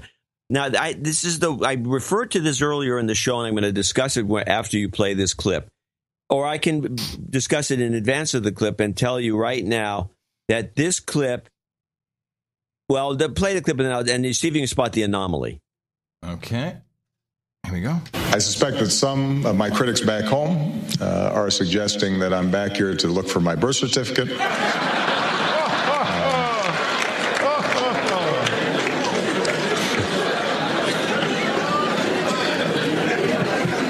That is not the case. That clip was sweetened. Let me listen to it. He's in a tent. Hold on. Let me listen to it again. I suspect that some of my critics back home are suggesting that I'm back here to look for my birth certificate.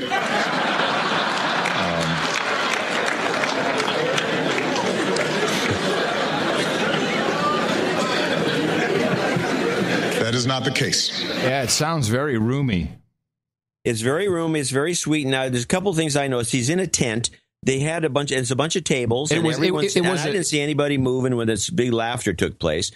If he wasn't sweetened, they mic'd the room, which never, this is a casual thing. He's up there talking. If he got a laugh and he was just normal miking, it would have been his mics, which are very directional. He uses, I think 57's a specific Shure mic. He has two of them always, pointed right at his face. And they're very directional, and they wouldn't be picking up all that ambience of the room. The room was either mic'd, which I doubt, or it was sweetened, and I think it was sweetened. It's bull crap. That's not it.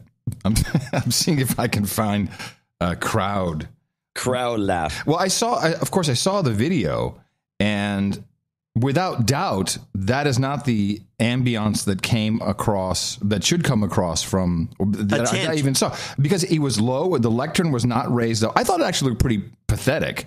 He had the four flags, just kind of, they were all a little crooked. Yeah. They weren't exactly all in the right place. He didn't have his teleprompter set up.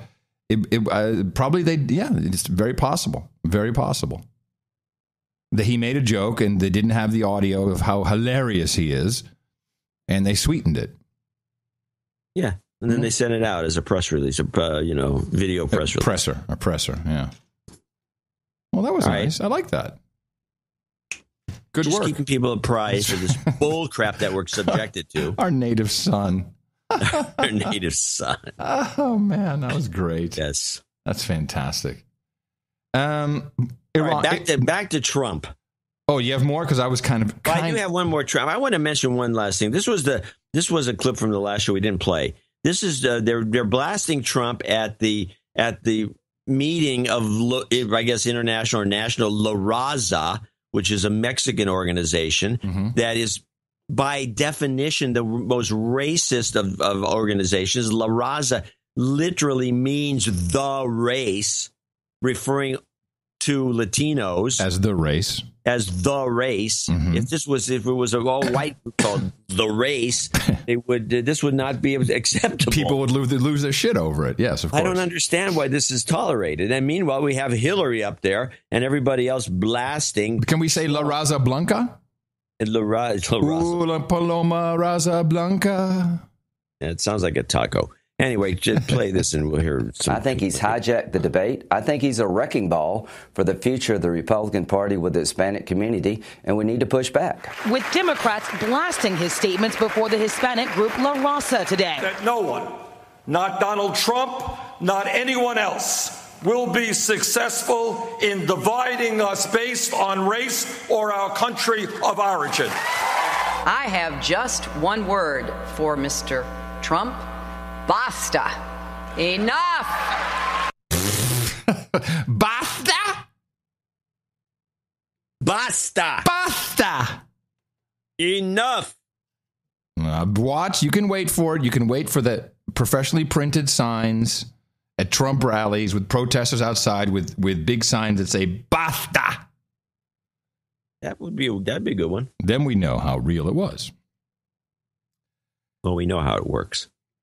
Now they may have not picked up on it. They're not that bright. Oh yeah, for sure.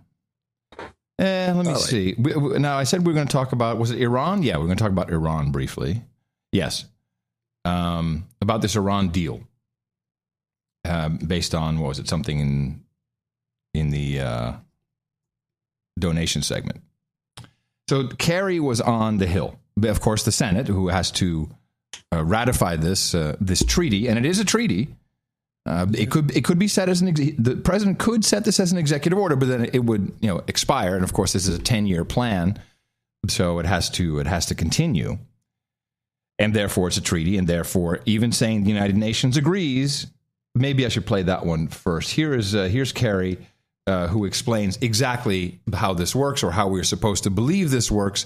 That the Iranians believe they have a deal, not just with us, but, well, here you go. Nobody has a plan that is articulated, that is reasonable as to how you are going to strengthen this, do something more, when the supreme leader of Iran and the president of Iran and others believe they've signed an agreement with the world. And the rest of the world thinks it's a good agreement. Oh, because if you think the Ayatollah is going to come back and negotiate again with an American, that's fantasy. You're never going to see that, because we will have proven we're not trustworthy. So there you go. Because the United Nations Security Council has loves it, has approved it. Therefore, it's a deal with the rest of the world, and you should shut up. You stupid senators, you should shut up, especially you Republican senators. Now we have Kerry. And this was a long hearing. It was a lot, and Kerry, as we know, is so boring to listen to. So I just pulled a couple of clips. This is now this, I think, plays into in violation of your own rule, by the way. But wasn't that? It was a short clip. It was. Look. No. I'm just saying. I'm just going to. I'm pointing out. Yeah, but there's no other. We got to talk about it. No, I'm just telling you. Yes. I don't care. It's fine. But now Kerry is going to, in this question and answer, is going to play into the rubblization theory of the Middle East. But he comes to it in a very interesting way, and he's almost manifesting it when I listen to this. It's this deal. They've made no bones about that. Some people do. No. The former head of Shin Bet believes it's a good deal. The former head of the Mossad believes it's a good deal. The Prime Minister does not like this deal. Well, the Prime Minister doesn't. I understand that. But there are lots of people in Israel who understand this is the best way to proceed in order to roll back Iran's program and make Israel safer. Do you think because many in Israel, including the Prime Minister, are very uncomfortable with this deal, that it's now making it more likely than 2 years ago, for example, that Israel might attempt some unilateral action, military or cyber attack against Iran? Well, I think that'd be an enormous mistake, a huge mistake with grave consequences for Israel and for the region, and I don't think it's necessary. The fact is that we will have, for 15 years, a restraint on Iran that absolutely prevents it from developing a weapon. They can't enrich beyond 3.67%. You can't make a bomb at 3.67%. They will only have 300 kilograms of a stockpile of enriched uranium. You can't make. They will have inspections on a daily basis in their enrichment facilities. If the Israelis are not convinced, we're confident and they this. take that action, where would it leave us? Would we support Israel? Would this treaty go up in smoke? Well, if they bombed them, sure, I presume Iran would then have a reason to say, well, this is why we need a bomb. And what Iran will decide to do is dig deeper, because Israel does not have the ability, nor do we, to stop unless we went to all-out war and literally annihilated Iran, which I don't hear people talking about. So if you proceed along... Yeah, he's manifesting this. He just did. Yeah. I don't hear people talking about it, but let me be the first to put it out there so I can claim it later, I guess. Annihilated Iran, which I don't hear people talking about. So if you proceed along a normal reasonable military operation, you're talking about rolling their program back for 2 to 3 years. Then what do you do? And if you did that, what will Iran's response be? Most likely to decide, now you've proven why we need a bomb, and they will dig deeper and go out and get it. What people forget is, this is not something that may happen in the future, Matt. Iran already has enough fissile material for 10 to 12 bombs. They haven't decided to make it. They haven't done it yet. We're rolling that back. That's what makes the world safer. We have a 1-year breakout for 10 years, which is 8 months more than you have today. So we will have more time to respond. I mean, I think as people look at this, they will see the alternative is have no inspectors, not know what Iran is doing, go back to where they are today with the ability to make a bomb, and then you're going to hear everybody say, uh-oh, we got to go bomb them now. Bomb them, and bomb them again. Yeah. There you go. So it seems like he's very clear as to what a scenario would be. Then we have... That was good. That was a good clip. Here's a clip that I got from Fox News. They did a pretty good job. This is a very no agenda type of compilation they made here, which there's just not enough time in the day to have done this. Also, I don't know all of they just have the material. This is a couple of lies, which I think they categorize as misstatements, but lies that Kerry made up on the Hill, and they have the archive footage to go with it. It was a good piece. Nobody has a plan that is articulated, that is reasonable as to how you are going to strengthen this, do something more, when the supreme leader of Iran and the president of Iran and others believe they've signed an agreement with the world. And the rest of the world thinks it's a good... Hold on. I'm completely the wrong one. How'd that You happen? okay? No, there's something strange. I'm dragging the clips in, but it's picking up... I don't know what's going on. Here we go. Kerry, however, made some demonstrably false statements. Nobody has ever talked about actually dismantling their entire program. In fact, Kerry himself previously told Congress that dismantlement was the goal of the sanctions. We did it because we knew that it would hopefully help Iran dismantle its nuclear program. Likewise, Kerry suggested, as he has before, that inaction by the Bush administration tied President Obama's hands. When we began our negotiations, they had 19,000 centrifuges, up from the 163 that they had back in 2003 when the prior administration was engaged with them on this very topic. In fact, IAEA reports show 75% of Iran's centrifuges were installed on Mr. Obama's watch. Oops. And lastly, there was this, about whether Iran would face anytime, anywhere inspections. I can tell you I never uttered the words anywhere, anytime, nor was it ever part of the discussion that we had with the Iranians. In fact, such access was part of the U.S. negotiating posture as late as April of this year. Under this deal, you will have anywhere, anytime, 24/7 access as it relates to the nuclear facilities that Iran has. And that was Ben Rhodes, the National Security Advisor. So, yeah, this was put together by some organization. Oh, yeah, and handed to them. I agree. I agree. Yeah, you could tell. But they turned it around pretty quickly. Then finally, there's some controversy over side deals, which now That's where the money is. Yes. And this was brought up with Josh Earnest, the man who is laughingly straight, about the International Atomic Energy Association side deals that were cut as a part of the overall agreement. We do know what the agreement is between Iran and the IAEA.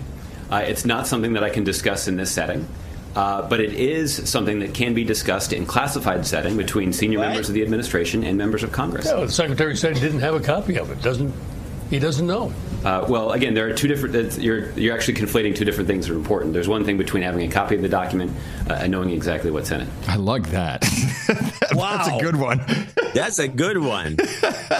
I don't have a copy of the agreement. I know exactly what's in it, but I don't have a copy of the agreement. Thanks for pointing it out, Josh Earnest. Have a copy and not know what's in it. Yeah, or not. Yeah, that would be even stranger. This continues a little bit here. The United States and our negotiating partners, all the P5+1, are aware of those agreements, and U.S. officials are prepared to brief members of Congress in classified setting about the details about those arrangements. I think our position on this, though, is crystal clear, which is that unless Iran cooperates with the IAEA in providing them the access and information that they need to write their report about the potential military dimensions of their nuclear program, then Iran's not going to get any sanctions relief, and the deal won't go forward. Mm-hmm. Well, hey, there's something wrong here. Is this my keyboard? There also seems to be a lot of concern over the. We grabbed a bunch of Iranian money. Mm-hmm. What was it? 100? It's 100 billion, I think, or 10 billion. 100 billion. $100 billion. We confiscated. We stole their money. Yeah. And there's a big. The Republicans seem to be more concerned about. We're giving their money back, and it's immediately going to go to Hamas or some terrorists. It seems to me that if somebody, most of this money was confiscated in banks, and it's probably owned by a lot of. You know that we discussed this exact topic. Yeah. Okay. But did we discuss this part? If the money goes back, I'm one of the guys that gets my money back. I'm keeping that money. I'm not going to go give it to anybody. No, we're going to allow you to spend it on American war stuff. Right. That's what we talked about. We did. So there's something. But I still think it's a lot. I was thinking about this. I think there's a lot of. There's got to be. It's not just government money. It's like when we stole the money from the Russians. It's rich guys. We've frozen their bank accounts to put pressure on Putin. We've taken a bunch of oligarchs' monies and said, "Nah, you can't spend that money." Yeah, but you can have it back, but you can only spend it on American contractors. So there's something going on with my keyboard, and it's like there's a key stuck. Maybe that's what it is. Oh yeah, just do what I do. You take the palm of your hand and you just slam the keyboard just as hard as you can. Just bang the whole thing all over. Yeah, like that. Okay. That usually makes it work. Okay, good. It's old school. The modern day equivalent of jiggling the handle. It's more or less jiggling the handle. Seems to have worked, John. So far, so good. Yeah. So that's Iran. There's a lot of different things. A lot of it is flowing together. Well, go on. What? Well, a lot of stuff is flowing together, and I wanted to briefly just stop at something. This comes from Steck. Steck has been all over this for so long, and finally it's coming to fruition. This is one of our producers. He's one of our producers from the Chicago area. Chicago. Adam. I'm Adam from Chicago.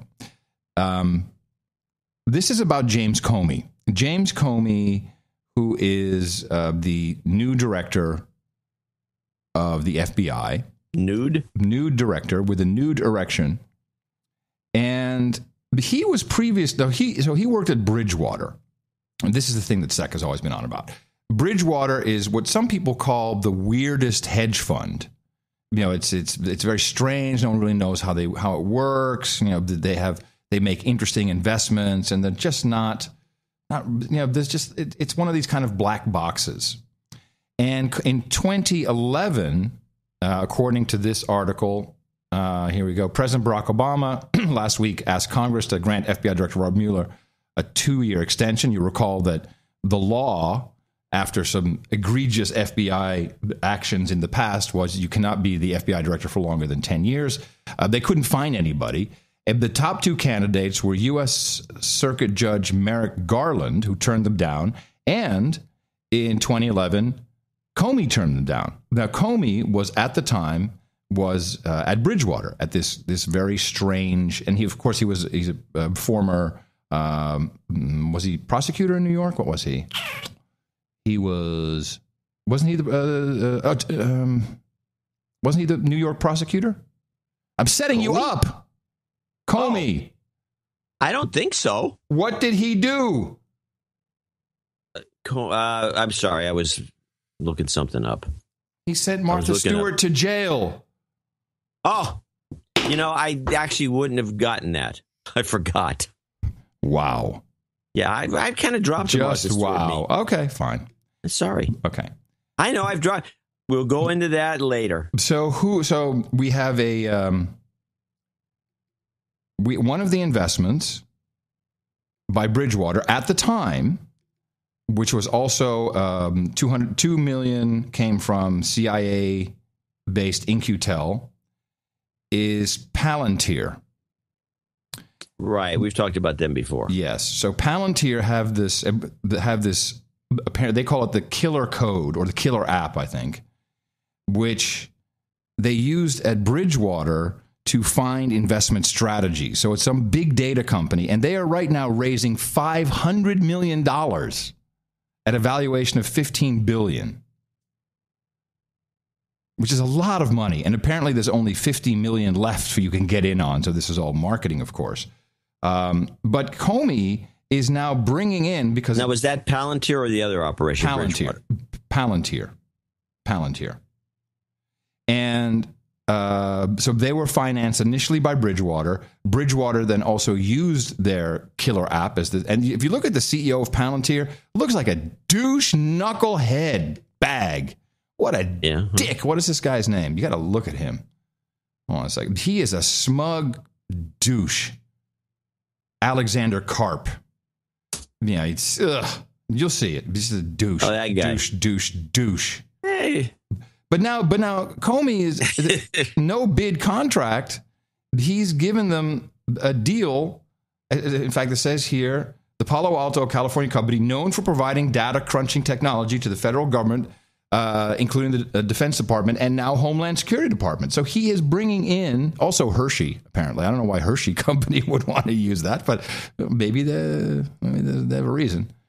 So this is unconscionable. This guy, Karp, is a very fishy-looking guy for a CEO at a billionaire. He's like the kind of guy who insists on having his picture taken in front of his Lamborghini. Yeah, with his shades on, with his really dark glasses.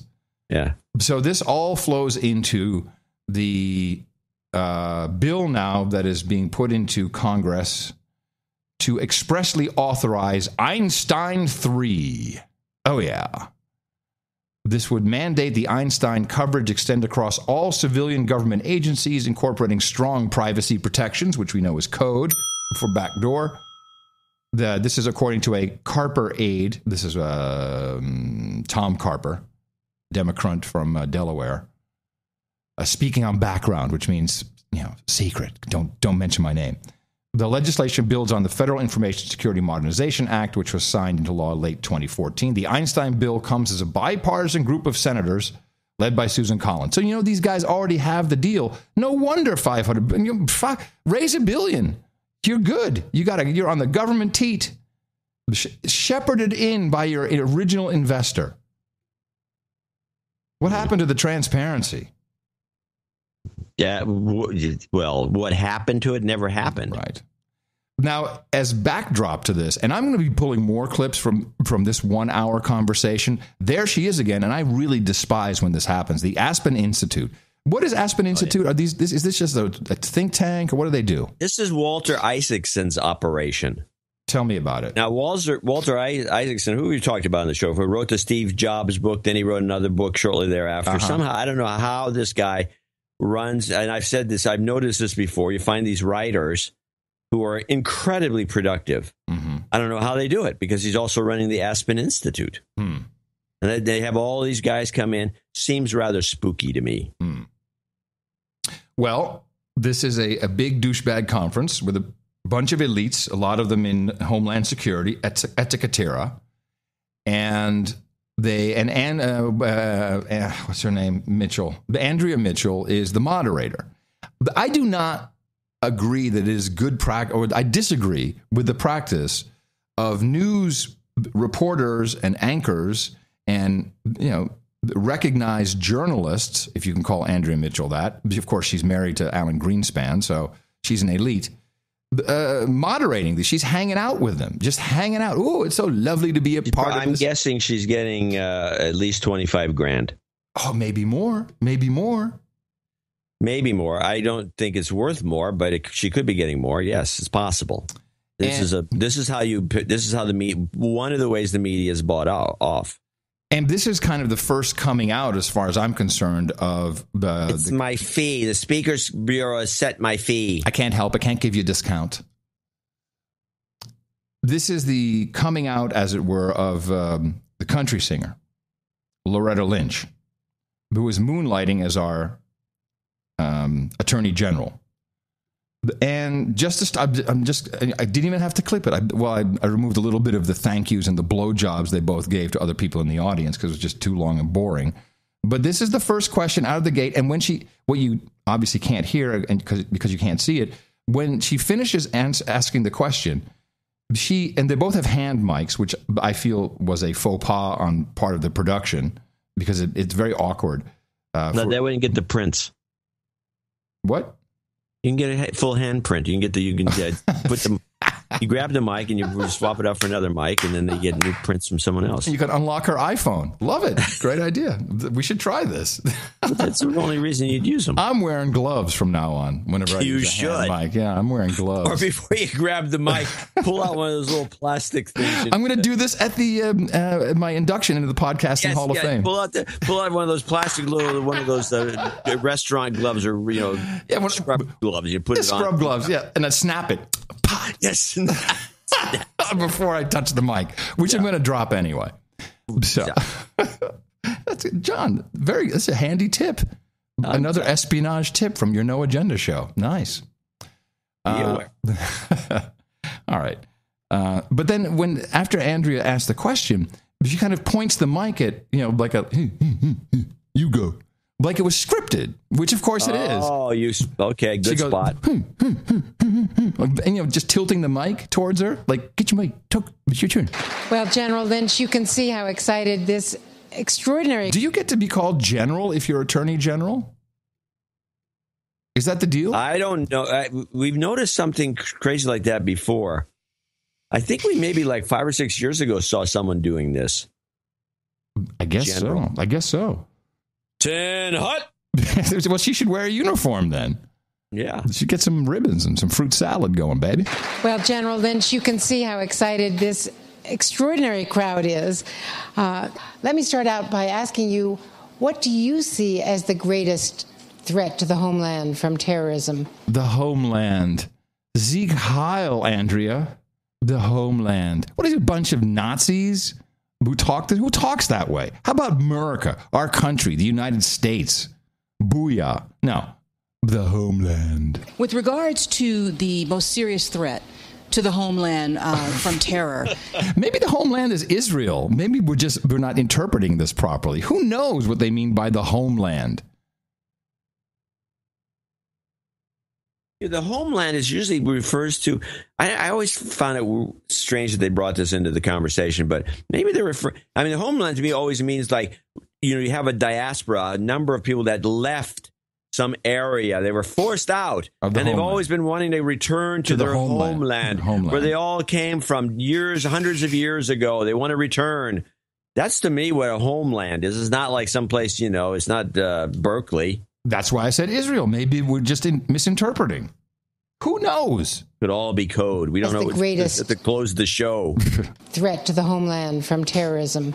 With regards to the most serious threat to the homeland from terror, I think we certainly have seen the emergence of different terrorist groups. I think the greatest threat overall, frankly, is the fact that the terror threat is morphing. It is fracturing. It's fracturing and morphing, John. Write it down. It's expanding. Expanding. Beyond the old school Al-Qaeda and its offshoots. I can just see some guy, what the fuck, nigga? What? I'm old school? Al-Qaeda's not old school. We OG, baby. This old school. What is this talk of old school, General? Which are still viable organizations. They're still dangerous organizations. Yeah. We have made great inroads against Al-Qaeda and its affiliates. We have done well in the fight against Al-Qaeda, frankly, due to... got the job. What does she know? A great deal of international cooperation and the dedicated work of our military, as well as our intelligence, our law enforcement, and our courts, quite frankly. We've prosecuted a large number of them. But what we see is the terror threat shifting and morphing. For example, it used to be that an Al-Qaeda splinter would stay in the Arabian Peninsula or in the Maghreb. Wait a minute, the Maghreb? Doesn't she mean Maghreb? The Maghreb. She said Maghreb. Is there such a thing as the Maghreb? Maybe I'm wrong. I don't know. I'm going to look it up while you're playing that thing. Maghreb. Well, hold on a second. Let me see what the... By the way, if anyone wants to read about the Palantir CEO, go to Valleywag. Sam Biddle, who's a very funny writer, wrote a piece called Palantir CEO Sounds Completely Insane. And it really goes, it's very interesting. The guy is insane. He's a total elite craphead.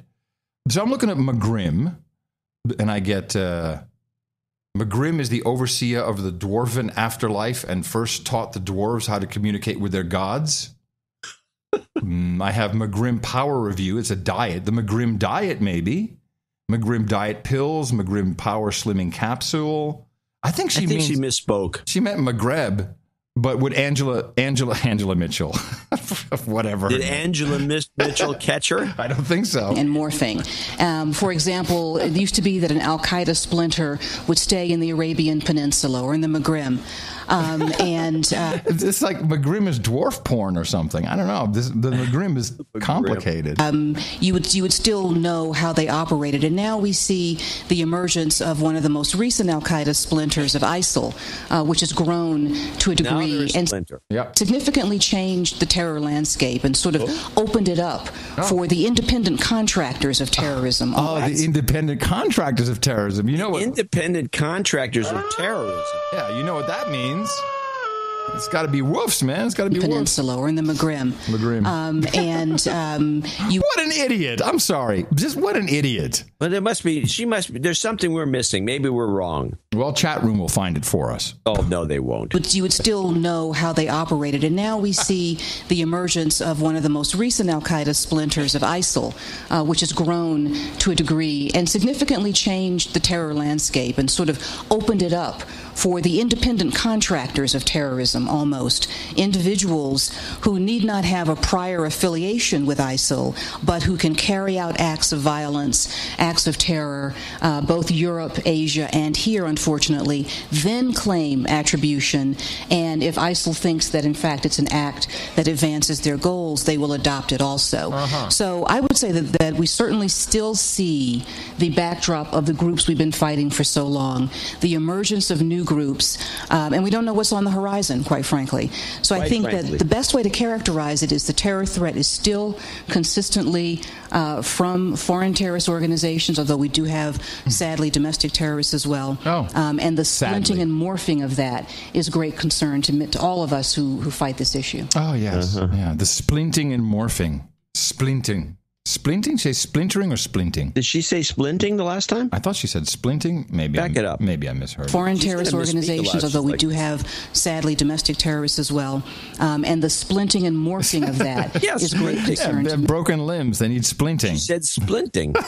She's going to be, this has got to be her MO. We're going to hear nothing but this stuff. I love her.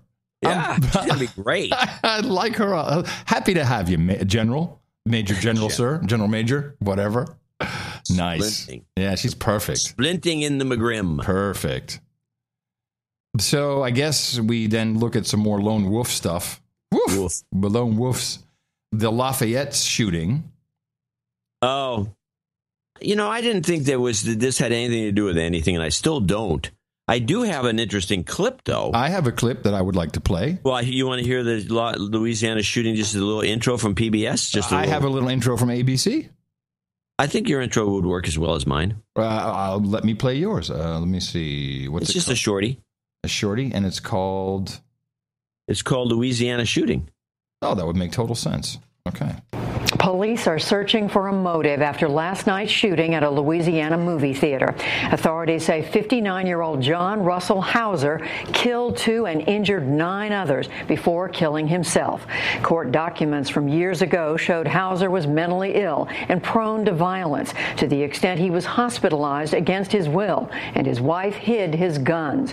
Yeah, so is this a lone wolf? So what do they need a motive for? Yeah, the guy was on drugs, on the crazy drugs. Right, he was on drugs. He's a lunatic. Yeah, drugs. It's the drugs. He says, I'm not taking these drugs anymore. Or my insurance won't pay for these drugs anymore.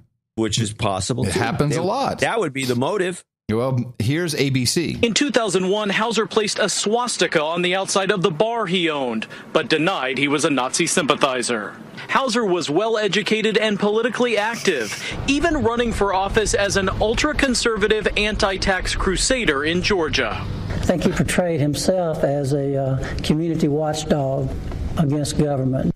Tonight, investigators are scouring Hauser's postings on known anti-government websites, hoping perhaps to find some answers there. Known anti-government websites like search.nashownotes.com.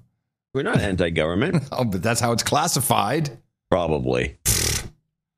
Okay, from that we can move back in time to Chattanooga. Here's this was pointed out to me today, and can't really do it complete justice in audio, but I will tell you what is wrong with the reporting. Now, there were 5 killed, I believe, at the base.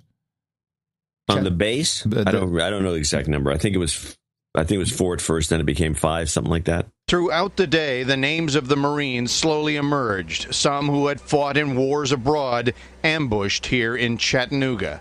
40-year-old gunnery sergeant Thomas Sullivan of Hamden, Massachusetts, a Purple Heart recipient and veteran of 2 tours in Iraq. 21-year-old Lance Corporal Skip Wells of Cobb County, Georgia, had joined the Corps just 2 years ago. So they show a picture of and by the way, it wasn't a base; it was a recruiting station. I'm sorry, recruiting station. You're right. So they showed the picture of Skip Wells. You know, one of those typical ones that you have on the mantelpiece with your military with your flag behind you. Looking good. Yeah, the whole thing. Skip Wells died in Iraq in 2009.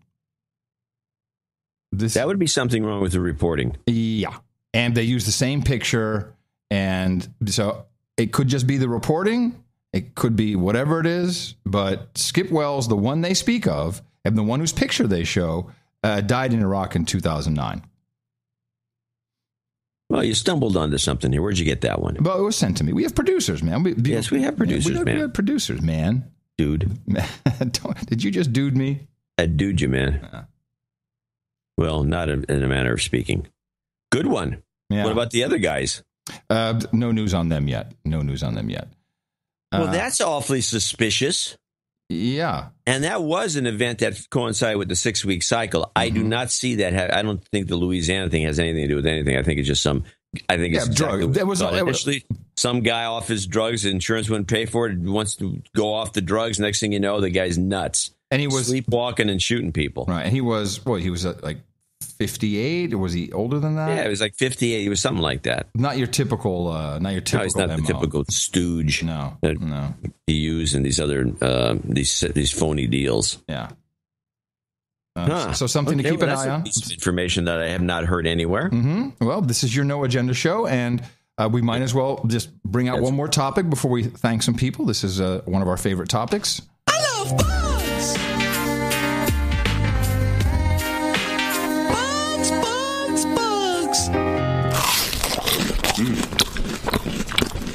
Tastes like poop. Exactly. So, a little add on there. I think this thing's good. Okay, go on. I think we have already discussed this girl. Now, of course, bug eater. You know, CNN. This is the lifestyle reporter. She's now. Why can't I find her? I thought I'd pulled. Slam the keyboard some more. No, it doesn't seem to be working. This is the cute girl on CNN. Why can't I find this? A couple cute girls. Yeah, but she's young. She's really young. Well, hold on a second. Before I even... Well, I'll play the clip, and then in the meantime, I will have found what her name is. She's young, she's new, she's hip, she does the lifestyle reporting, and she is out there propagating the eating of bugs as a future nutrient for you all, y'all. When I see bugs, I want to stomp on them, I want to swat them, I want to raid them. She is just an angry woman. Yeah, she wants to raid them. She wants to raid them. Ooh. When I see bugs, I want to stomp on them, I want to swat them, I want to raid them. Definitely not. Rachel Crane, that's who she is. You have to take that little piece there and use it as an evergreen. Good idea. I will ISO that. You know what? I'll do that while we're playing it. Rachel Crane. She is the digital correspondent for CNN. Interesting that she'd be named after a bird that eats bugs. When I see bugs, I want to stomp on them, I want to swat them, I want to raid them. Definitely not eat them. But that's exactly what I'm about to do. Hi, I'm Mario. Nice to meet you, Mario. Thanks for having us. Thank you. All right, can we step inside your kitchen? Yes, please. So these bugs are not New York City bugs. You're saying these bugs are from Mexico. Are from Come Mexico, a long way. Yeah, I am. Eat them. What inspired you to create a restaurant where people would be eating ants, stop. caterpillar? Yes. Where's the eat local theme? Yeah, really. They dropped the ball on that. We should have local bugs. Import bugs? Yeah, this is no good. They're everywhere. This is horrible. There's grasshoppers, worms. In Mexican cuisine, it has an important part on gastronomy. Are these delicacies? I mean, how expensive are these bugs? Hold on a second. You're telling me in Mexican? What he's saying is the following: there's a lot of subtle stuff going on. Oh yeah. I knew this is a message saying, "Hey, in Mexican restaurants, there's lots of bugs in food." When I see bugs, I want to stomp on them. I want to swap them. I want to raid them. Yeah, that's ISO'd now. Got it. Okay. On the fly. Back to her. Really expensive, the agave worms. That can cost like $200 a pound. $200 a pound for worms? Something like that, Guacamole is great just as is. Why add ants to it? Well, the chicatana. Why add ants? Guac is good. So black ants, they have like a spicy shrimp taste. So it's not just like a novelty addition. No. And it's really simple, but at the same time a little complex with all the ingredients on the and the ants. Yes. Yeah, the ants. Yes. Not so simple when you add ants to it. Ants have gotten into the guacamole. En su tierra. Okay. Here goes nothing. Very strong flavor too. Wow, it's really weird to open up the taco and see a bug in there. Hey, babe, it's really good to open up the taco and see a bug in there. This is so wrong on so many levels. This is and the thing is, she's so cute while she does it. She's so cute, shoving in the bugs into her pie hole. These humiliating feature stories. But you know what? She's in show business. Let's be honest. Yeah, she's in show business. Open up the taco and see a bug in there. And it's supposed to be there. Crunchy. This is the guacamole with the ants? And chili ashes. Cheers. Cheers. Okay. Good. This is so not what I would think the ants would taste like. Oh, those are that's a big ant. I'm going to leave that one there for you. Do I have ants in my teeth? Oh, yeah. We're good? Yes. Grasshopper crusted shrimp tacos. I didn't know at first. I was hesitant. Yeah. You just convinced me with this guy. You just got me. Told you by then we I'm finished. officially You're a going to bug be eater. convinced. And she's licking her fingers. She's licking her fingers while she's eating that. That's it. That's your future. When I Clip see of the day. Clip of the day. Oh, wow. Thank you. Oh, I wasn't even expecting that. It was so gross, I have to give you a clip of the day. Well, that is appreciated, and I humbly accept it. Clip of the day. When I see bugs, I want to stomp on them. I want to swap them. I want to raid them. I'm going to show my support by donating to No Agenda. Imagine all the people who could do that. Oh, yeah, that'd be fab. Yeah, on No Agenda. In the morning. We do have a few people to say thank you to for show 742. Before we do that, though, I think if you take that evergreen clip and take the bugs part off the beginning of it and just say, I want to stomp them, I want to do this, I want to raid them, and then throw it on there with I want to bomb them. And use it and combine it so that it sounds like something you can, want to bomb them again, and raid them. And okay, so it has potential. Let's put it that way.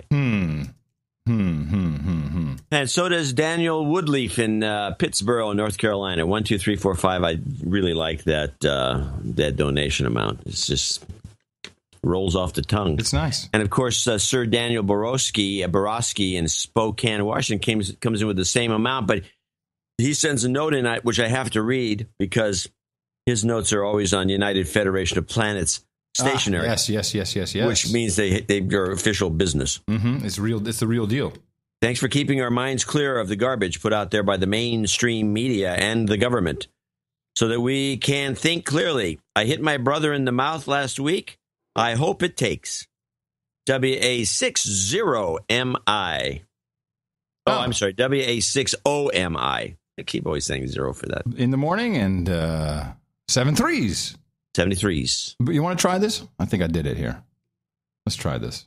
See if it works. See if this is what you meant. When I see bugs, I want to stomp on them. I want to swat them. I want to raid them. Bomb them, and bomb them again. That's it. That's where it's true. But I was thinking of when I see bugs part be excised, and then you can use that as an evergreen one, attack. Yeah, I have that. I have that separate. Okay. But then would the bomb them or not? Yeah, sure. Okay. We got him. Good. You're not going to do it now? Well, this is what I just played. Oh, no, you should have had the bugs part still on there. What I was thinking was taking the bugs part off and then using that on the other end of the bomb. Oh, bomb them, then I want to raid them. Oh, I see. Yeah. Okay. Keep going, and I'll work on that. Okay. Sir Donald Borowski, we just read his note. James Wells in Flagstaff, Arizona, $100. Ian Larson in Riverhead, New Zealand, $100. And he had an email. Did you get an email from him? From Ian Larson? Yeah, Ian Larson. We will read your email, but probably not on the air. Wait. We had some notes from Eric. Did you see the notes? Yeah, we got the note refers mostly to the one coming up. Hold on, Ian. Let me just check. Ian, is it Ian Larson? Yeah. You might as well, because we don't have that many people on this particular list today. No, don't have anything. Okay, well, we'll worry about it later. Don't have it. Mark Bensink in Lansing, Michigan, 7585. Likes our deconstructions. Nico Fusaro, Old Greenwich, Connecticut, 75. Dave Carey, 7410, which is another vote for the United States. Claremont, Florida. He says, by the way, job karma has led to a promotion here at work. Huh?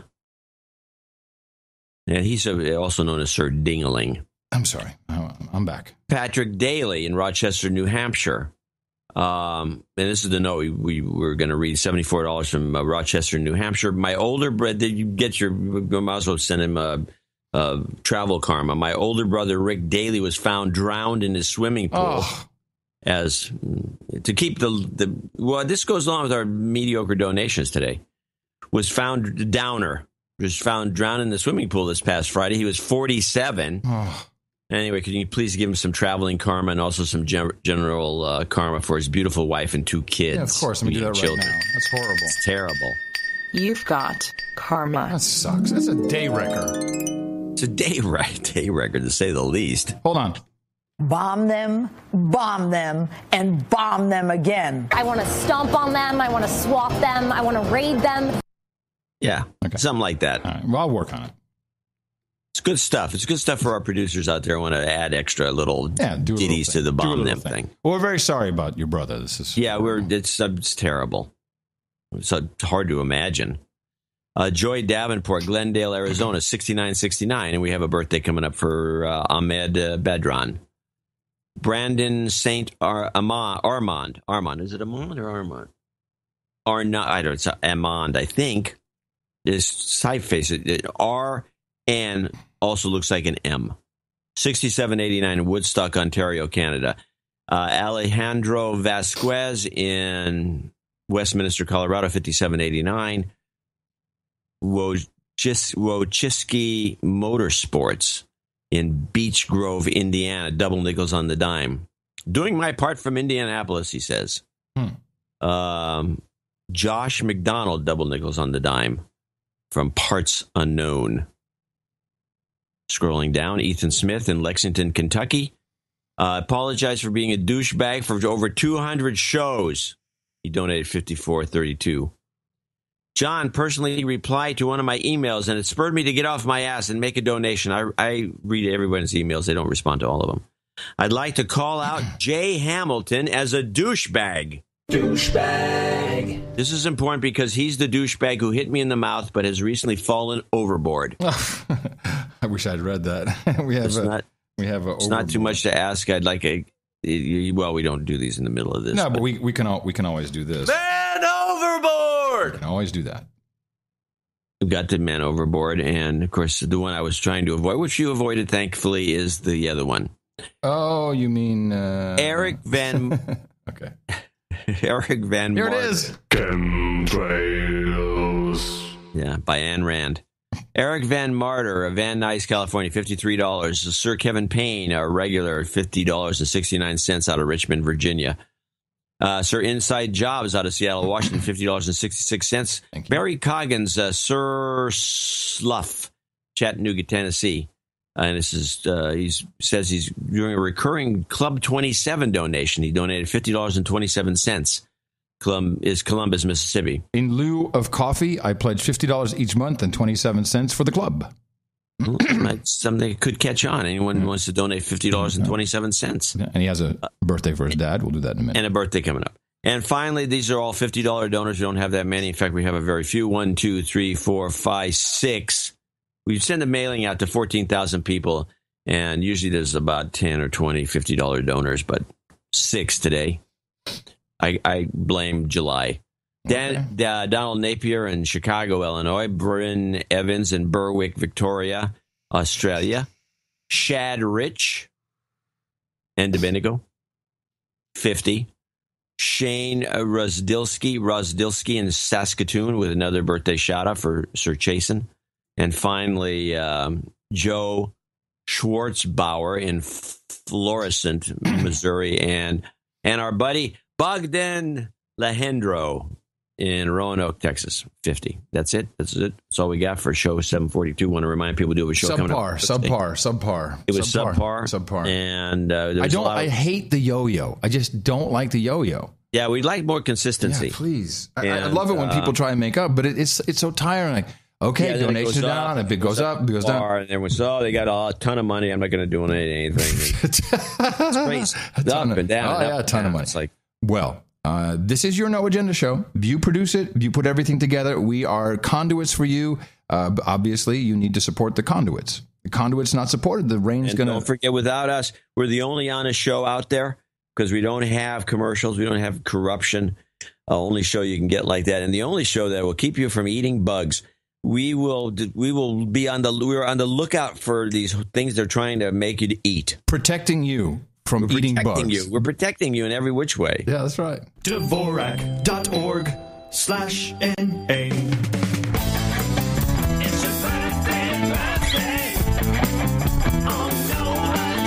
And a short list that goes along with short donors. Joy Davenport says happy birthday to Ahmed Badran. Barry Coggins congratulates his dad, who celebrates today, July 26th. And Shane Rozdilski says happy birthday to his brother, Chasen Rozdilski, who turned 25 on July 22nd. Happy birthday from the staff and management here at the best podcast in the universe. And then, of course, only one knighting, but this is Sir Benonymous, so we ask the anonymous donor to be careful. Close call. To get up on the stage here, I'll grab mine. Okay. Here you go. Anonymous, thank you very much for your support. In the amount of $1,000 or more to the best podcast in the universe, we are very proud to welcome you at the seat here. You've got a seat at the table, the round table of the knights and dames, and I hereby pronosticate the Sir Benonymous Knight of the No Agenda Round Table. For you, my friend, we have Hookers and Blow, Rent Boys and Chardonnay, Drams and DMT, Bad Science and Perky Breast. We've got Dos Equis and Dutch Dominatrix, Ash Cream with Bear Fillings, Porn Stars and Pot, Maker's Mark and Mushrooms, Whiskey and Wet Wipes, Cuban Cigars and Single Malt Scotch, and obviously... Mutton and mead is always there to end up the list because it's such a tasty combination. You do better with mutton and mead than Hookers and Blow. Just take my word for it. I've been around. Go to noagendanation.com/rings and put your info there, and Eric the Shill will get it out to you ASAP. Okay. I have a thing to start off the second half with. Okay. So I've digging through I have a pile of... Not that it's a collection, but I have a pile of hard disks from various machines I once owned. Mm-hmm. I always take and discard the machine in some way to an electronic, so I always pull the hard disks out with some intention someday in the future, taking a big giant drill and drilling a hole in each one so that you can't... Hold on, is this some kind of tech news? No. It's not. Why, you want it to be tech news? I don't know. I'm just asking if it's tech news. No, it's not really. Okay, then was in the process of doing this. I have a couple of these disc readers. They hook up as now they're USB 3 versions of them. You just slam the disc into this device, the disc drive, and then it hooks it up. It pretends to be a USB drive, and so you can go through old stuff. I don't know why I'd want to do this, but I'm looking for stuff I lost. And so I found this old clip from, I don't know, 5 or 6 years. Talk about stuff that gets forgotten. And I'm going to probably do one of these clips every show from now on. I don't even know if that's proper English. It gets forgotten. It gets forgotten. Mm-hmm. It's probably not. But let's play it so we can just remind ourselves that a lot of these news stories, they cycle away. We forget about them, and it's something that we need to be reminded that this actually happened. And this one is Al Gore, sex molester. The sexed up poodle. My exclusive interview with Bachelor Jake's coming up, but right now, another Al Gore scandal. First, it was the cheating rumors, and now accusations of sexual assault. Jerry's got the police report and what Al's saying today. The breakup, forced to deny cheating claims, and now Al Gore's bad month just got worse. The shocking allegation today, Gore, the target of a sex charge investigation. Extra with a 73-page police report listing Gore as the suspect. The allegation, unwanted sexual contact.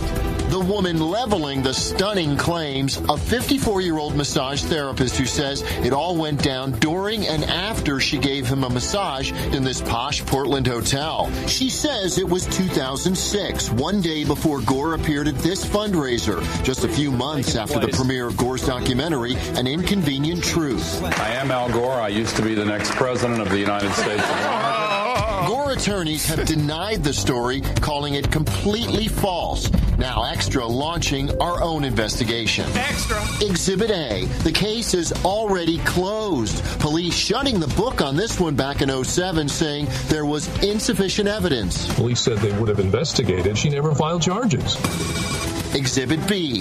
The National Enquirer says the woman only went back to police last month after she failed to sell her story for $1 million. But the most important exhibit could be DNA evidence. One report says the woman has the pants she wore on the alleged day locked away in a safety deposit box. The question now, what should Al Gore do next? Until Al Gore comes out and talks about this in some capacity, these rumors are just going to kind of percolate and stay around. Today, a spokesman tells Extra the Gores have no comment on the report. Do whatever you're going to do. I'm not scum like you. You go to your daddy Satan anytime you want. I'll never join you. You understand that, filth? Well, since you're doing that, then why don't we... By the way, let's hold... What? Just as a capper.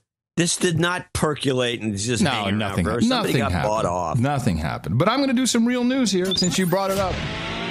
And now, back to real news. Initial reports of the fatal accident along PCH had Bruce Jenner at the tail end of a chain reaction crash where a Lexus rear-ended a Prius and then Jenner's Escalade pushed the Lexus into oncoming traffic. 69-year-old Kim Howe was killed when a Hummer hit her car. But AP sources now say video shows Jenner's SUV hit both cars and the Lexus never did hit the Prius to begin with. A version reflected in a new animated video created even before the AP source came forward. Now, this is very annoying because I'm pretty sure that this happened so close to the Diane Sawyer interview. And now, of course, we're about to launch the reality show.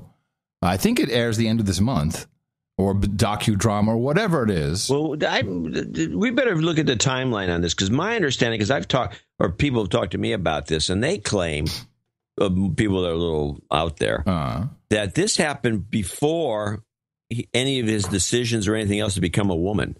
But you know that the deal was already set. No, this happened. They've been negotiating with the ESPYs, with which is ESPN, owned by ABC. They negotiated all of this months ahead of time. So I'm pretty sure what happened is this went down. We can't have this guy being in jail because we have an interview with him. We had everything's planned. We got the whole deal set up. It's all set up. So they had to kill it. And now they have video, and you see the video. It's very obvious what happened. Where'd they get the video? MTV. Did you listen to the report? Yeah, I thought they said they recreated it. No, they have the video. They don't own it. I didn't have a good clip, but I've seen the video, and it's from an MTA bus. Okay. Yeah. Right. The buses are all equipped with cameras. In San Francisco, this to me is annoying. Oh yeah. The buses are all equipped with cameras so they can have the license plates of people who happen to be in the bus lanes, so they can give them a ticket by mail to make more money. That's right. It's all going to end with the Google auto-driving car. It's all going to end, people. It's all going to end. But that's going to be not tomorrow.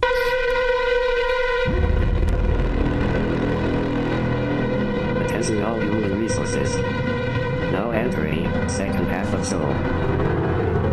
This is where I thought you were going, John, as you announced the second half of the show, and there's only one clip that needs to be played for this second half of show. The mother of a missing Oxnard woman, Dawn Van Bunker, believes that her daughter is in the middle of a mysterious death investigation tonight and may be having a mental breakdown. This past week, police found a man's decomposing body in an SUV parked in the Palisades. And at a townhouse down the street, they found hundreds of guns and tons of ammunition. Well, it turns out that the dead man's fiancée, Catherine Nebron, is Dawn Van Bunker's boss, and the two women were with the man when he died. But they never reported the death because they believed he was a secret agent, but with a twist. He was part alien and part human. Nice. And he was out to save the world, and he was higher than the CIA, and that every time we were there, that we were being watched. And the women apparently believed that alien or CIA operatives would collect the man's body while they went to Oregon. It was craziness that was totally nuts. Harlan Braun is the fiancé's attorney and is shocked by what was discovered at the Palisades home. We found a lot of cash. We found guns. We found stuff that could be used for snipers. There are cars that were modified for desert travel. He could have been working for anyone. It's hard to imagine, however, that it's a total figment of imagination because there was so much money involved. There's almost $5 million worth of guns that were taken by the police. The police also uncovered 6.5 tons of ammunition at the one condo in the Palisades. Laura Van Bunker isn't quite sure why her daughter believes the alien secret agent story, but she wants her to come home now and get some help. Mm. It's a great story. Wow. This is a great story. That's a great story. It's a great story, yeah. Where'd you pick that up from? It's been around. Probably tweeted to me 20 times. Huh. Yeah. And, what can I say other than makes total sense to me? Yeah, I'm all in on that. There's a term I want everyone to be on the lookout for, by the way. It's been cropping up.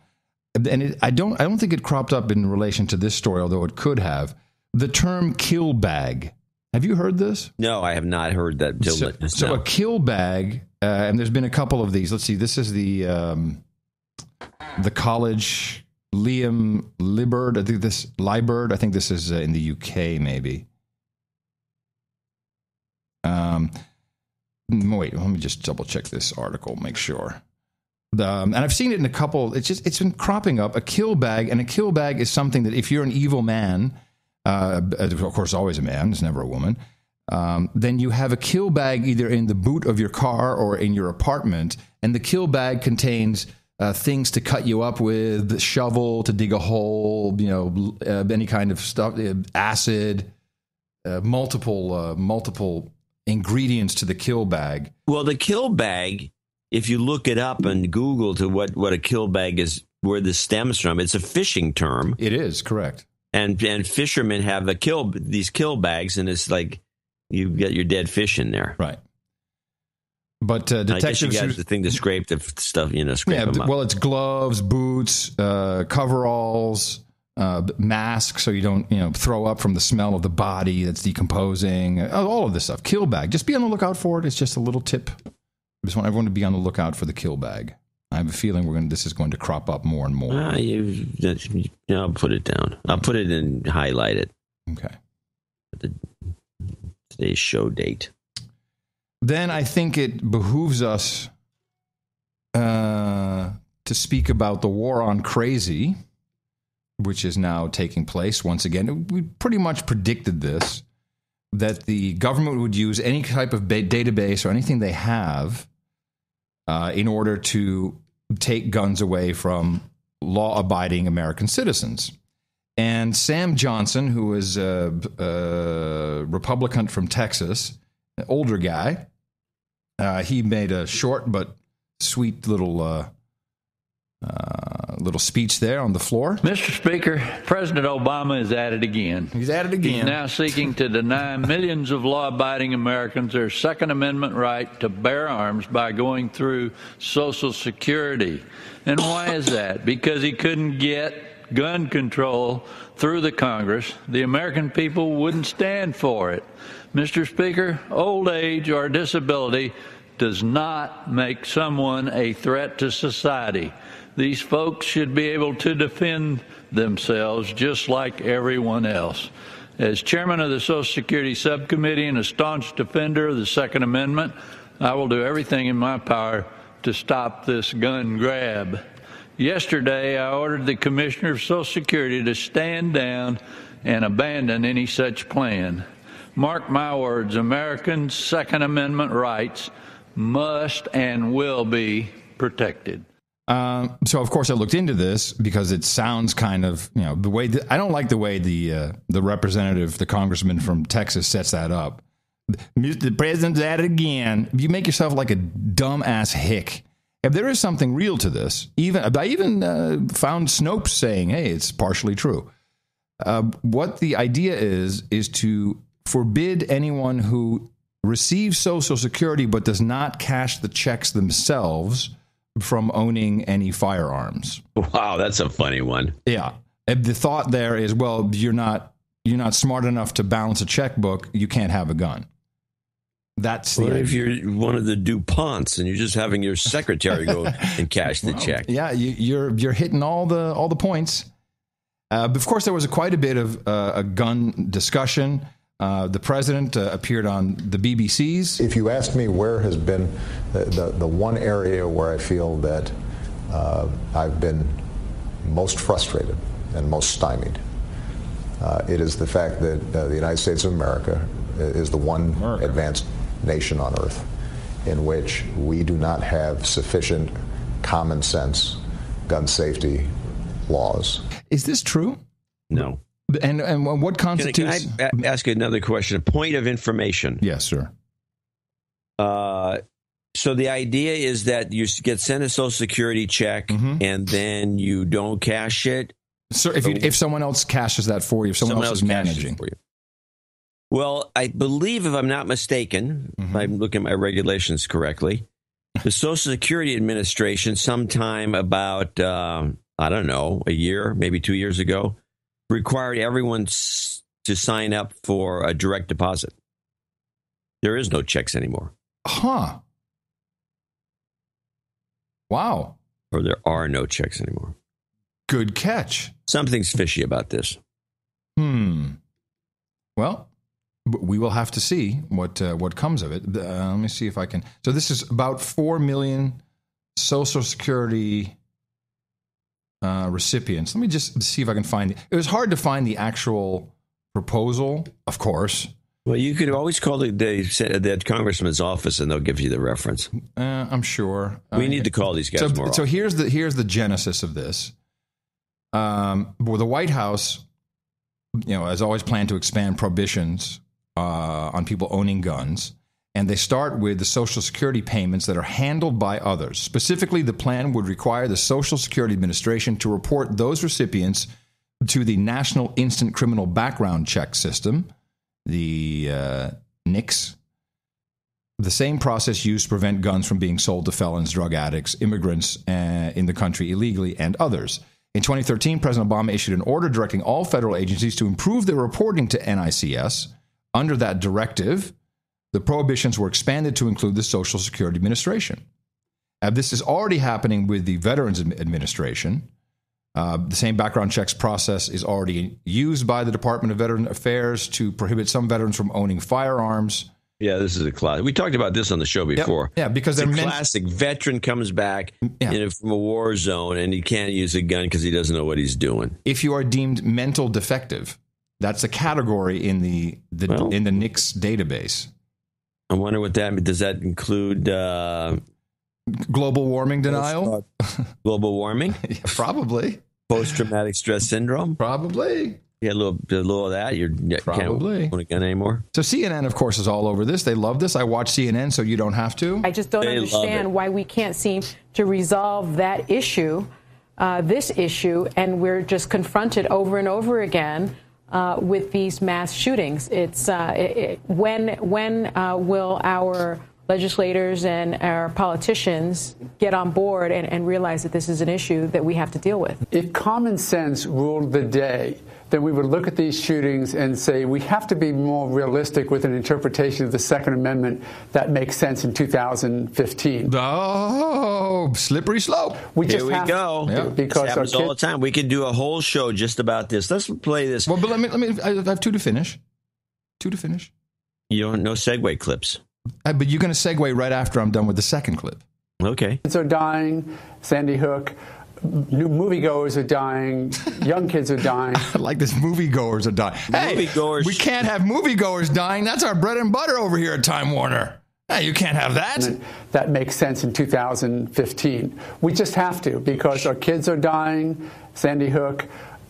I love that. Just go, Sandy Hook. New moviegoers are dying. Moviegoers are dying. This is our audience. We can't have them dying. Young kids are dying. Young kids. But for whatever reason, we're just maintaining this immunity of reality or common sense when it comes to the way we're killing each other. This will be, I think, his biggest defeat.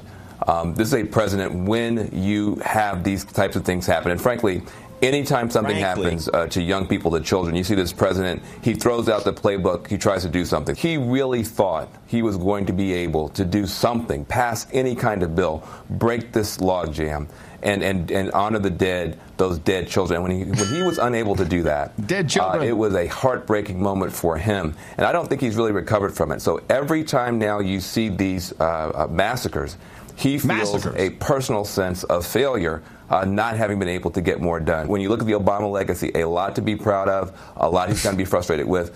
This will be the one thing that he goes to his grave feeling, why was I not able to get more done on this particular issue? Yeah, well, because it's in the Constitution, and if you want to change it, change the Constitution, make an amendment. Write an amendment. That's the way to go. That's the way to go. Pass it around. Have everyone vote on it. And there you go. That'll do it. That'll do everything you want. And I would be, if we en masse decide gone with the Second Amendment, I'd say, okay, that's what we all decided. Yeah, well, no one's done that. Now, Carol CNN at Facebook.com/CarolCNN, this is very interesting, this report. So this woman, they have a field reporter talking about the CDC who wanted to do a report about, people who are mentally, who have mental issues, not being sound or fit to own a firearm, which of course would be very dangerous if they actually got into it, because anyone who's on these drugs that are handed out like candy, I would like to remind everyone that there are more prescriptions for OxyContin in the United States than there are adults who can actually take it. What was the number again? 220 million? I forget what it was. It's a bonanza. It's a real bonanza. And that's pretty much heroin. So here's this woman who reports it. It's very strange. She wasn't allowed to comment on it, but Carol CNN did it for her. Is it strange? And I think most interestingly, one thing the president tried to do in his last round of executive orders was to allow the CDC to do studies on gun violence, just studies. But the CDC hasn't really wanted to do that out of fears that if they studied gun violence in America, that Congress would then try to cut certain funding. So that's the kind of impasse that the president faces. And to say that this would be an uphill battle to try to change things, Carol, is putting it very, very lightly. Well, it's a sad world when you can't even do a study without fear of repercussion. That's ridiculous. All right, Michelle Kosinski, I know you can't comment. I'm sorry to lay that on you, but I just had to say it. Michelle Kosinski reporting live from Kenya this morning. So here's what happened. Just made it up. Well, so here's what happens. She says they didn't want to do it because they didn't want to do it. But wait, she says, Michelle Kosinski, whatever her name is, I know you can't comment on it. And she's with the president in Kenya. Maybe that's it. And she does that zipper mouth movement, like, my lips are sealed, my lips are zipped up. Why? Why can't she comment on it? Is that part of the deal when you travel with the president to Kenya? No. Yeah, well, it might. That was a very fishy clip. Why can't she comment on it? Because it's a lie? Oh, okay. Well, there may be that. Transition. She didn't want to throw it in her face, or she didn't want to have the CDC guys call her up shortly thereafter. This is not true. There's a lot of reasons we didn't do these studies because we didn't have any money for them. We didn't get any funding for these studies. We wouldn't have done the studies if we weren't so cheap, wanting us to volunteer to do them. We got other things to do. Yeah. Besides that, it's got nothing to do with us. Well, it's disease control we're dealing with here. I mean, that's possible. Could be. Transition clip? Well, I think you cover what you wanted to cover because you're talking about war on crazies. I got some other stuff that's kind of different, but we're running out of time. I do have this bullcrap report. I might as well play this. Okay. Sorry. You already found it. Yeah. Because it's largely written as bullcrap. It was so easy to find. Let's play this clip, talk about it a little bit. But this NASA has been getting on my nerves because they're full of crap about a lot of stuff. But this, although I think this has been embellished by the news reporters, this is just nonsense. Well, some news now that you might say is out of this world. NASA has found Earth's closest cousin, they say, and they suggest it might be able to support life. Now, this discovery comes thanks to the space agency's Kepler Space Telescope.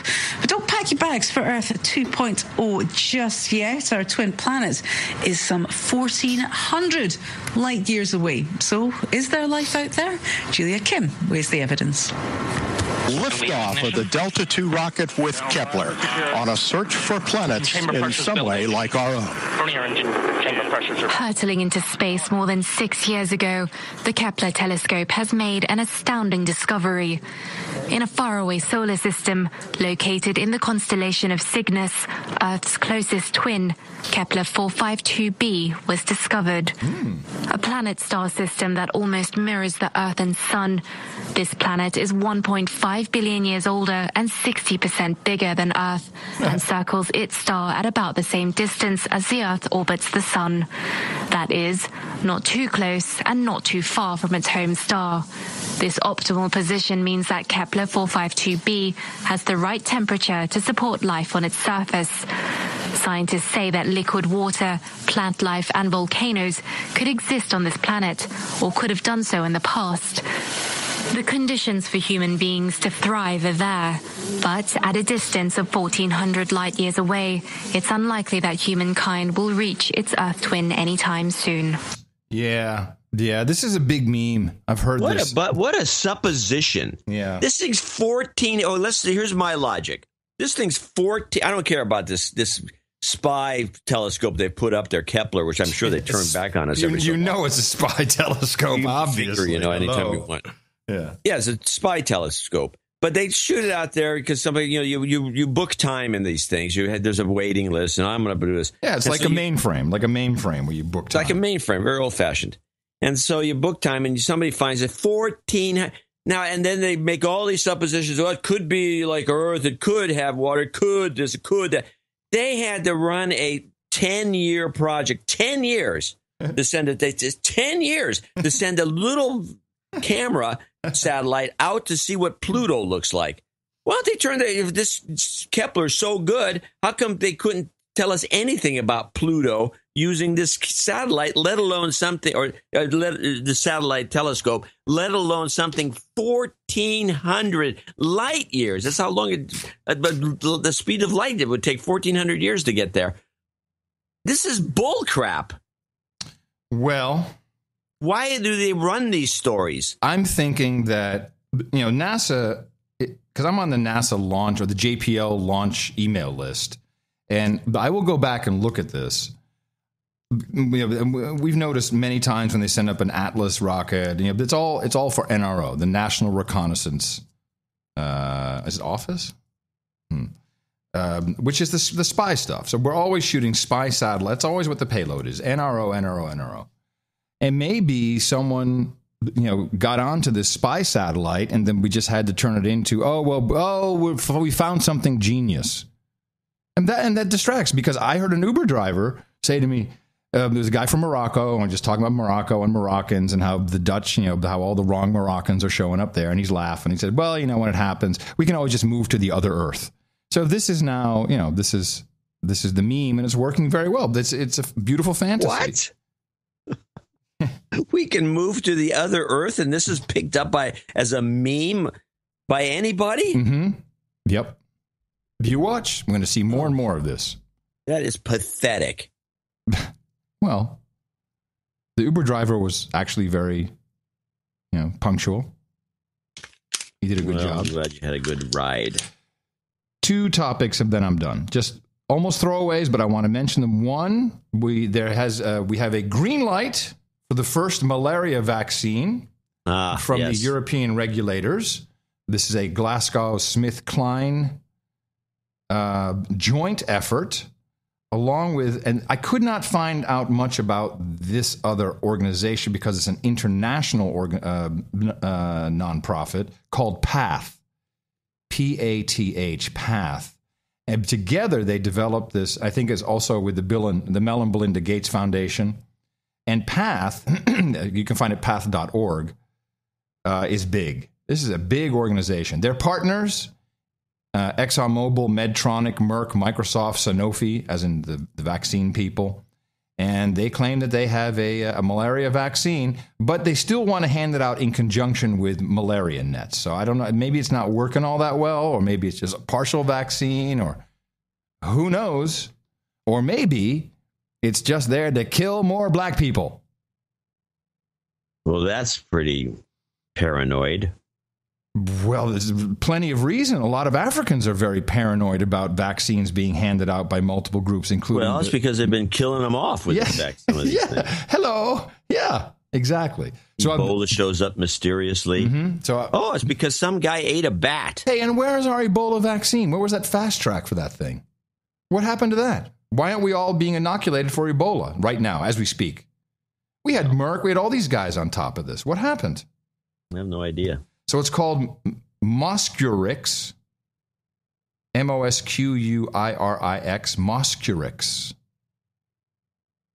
And the European Medicines Agency, the EMA, recommended that RTSS, or Mosquirix, should be licensed for use in young children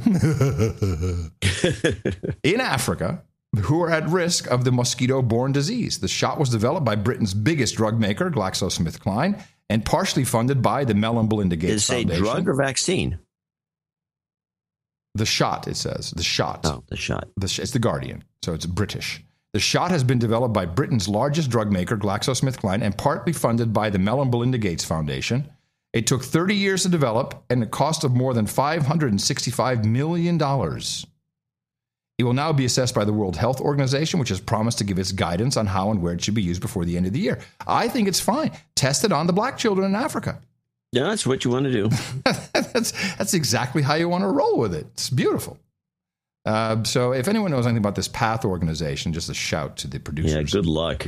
And then finally, just a fun one from over there in Gitmo Nation East.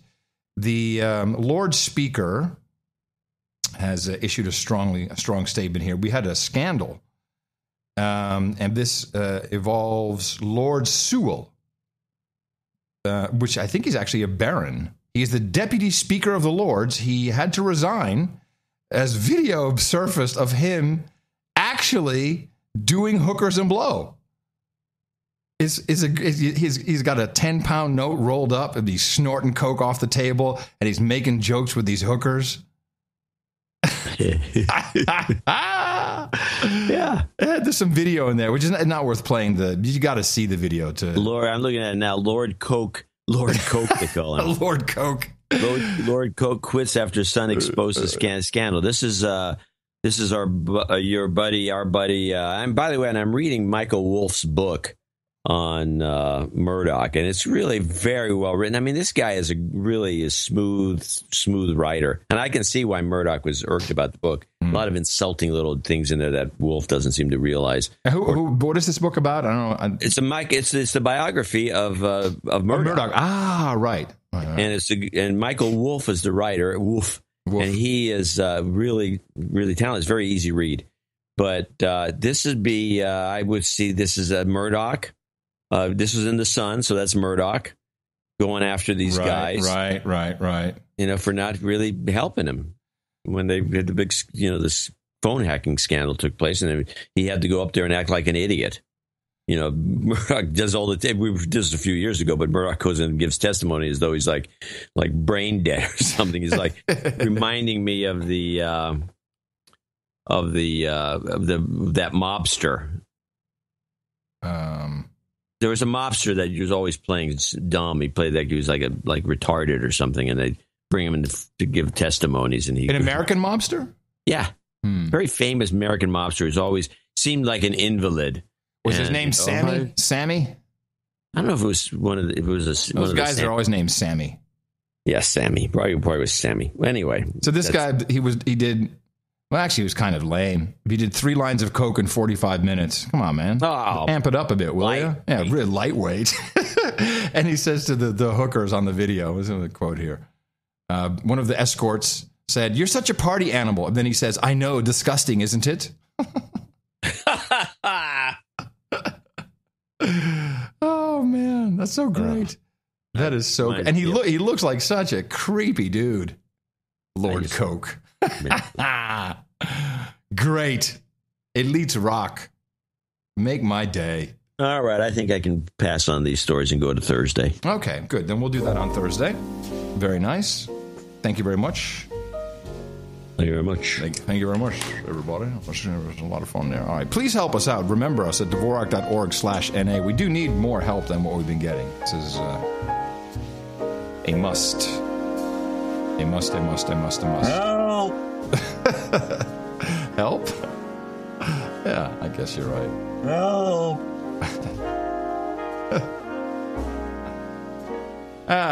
Nice. Well, we'll see what comes our way. There's always something to do. Keep tweeting me links. I always appreciate that, at Adam Curry. If you got something special to say, then encrypt it. My public key is out there. pubkey.curry.com. And coming to you from the Crackpot Condo here in downtown Austin, Tejas, the capital of the Drone Star State, I am one side of the Croissant Boys. In the morning, I'm Adam Curry. And I'll be discussing some media corruption in the next newsletter, so keep an eye out for that. The story that's going around, which we didn't talk about today, but we will talk about next week. I'm John C. Dvorak. And we'll be back on Thursday, right here on No Agenda.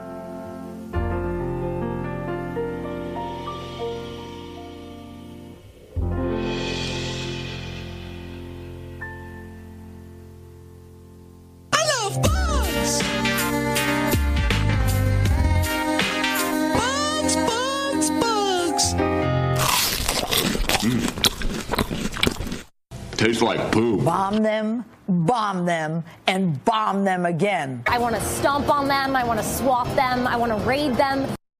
Well, it's time for some presidential proclamations. It's not a very good jingle, but it's going to have to do. If you have computer problems, I feel bad for you, son. I got 99 problems, but a glitch ain't one. As a general rule, I am just fine with a few hecklers. But not when I'm up in the house. No. Hey. Can we have this person removed, please? Hold on. Can we escort this person out? Come on. That's how we go. That's how we roll.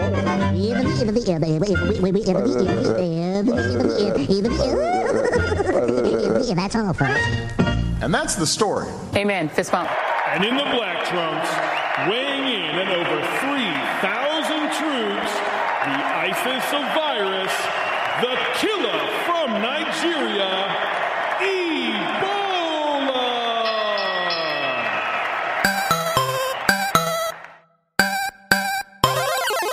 The best podcast in the universe. Adios, mofo. Dvorak.org/NA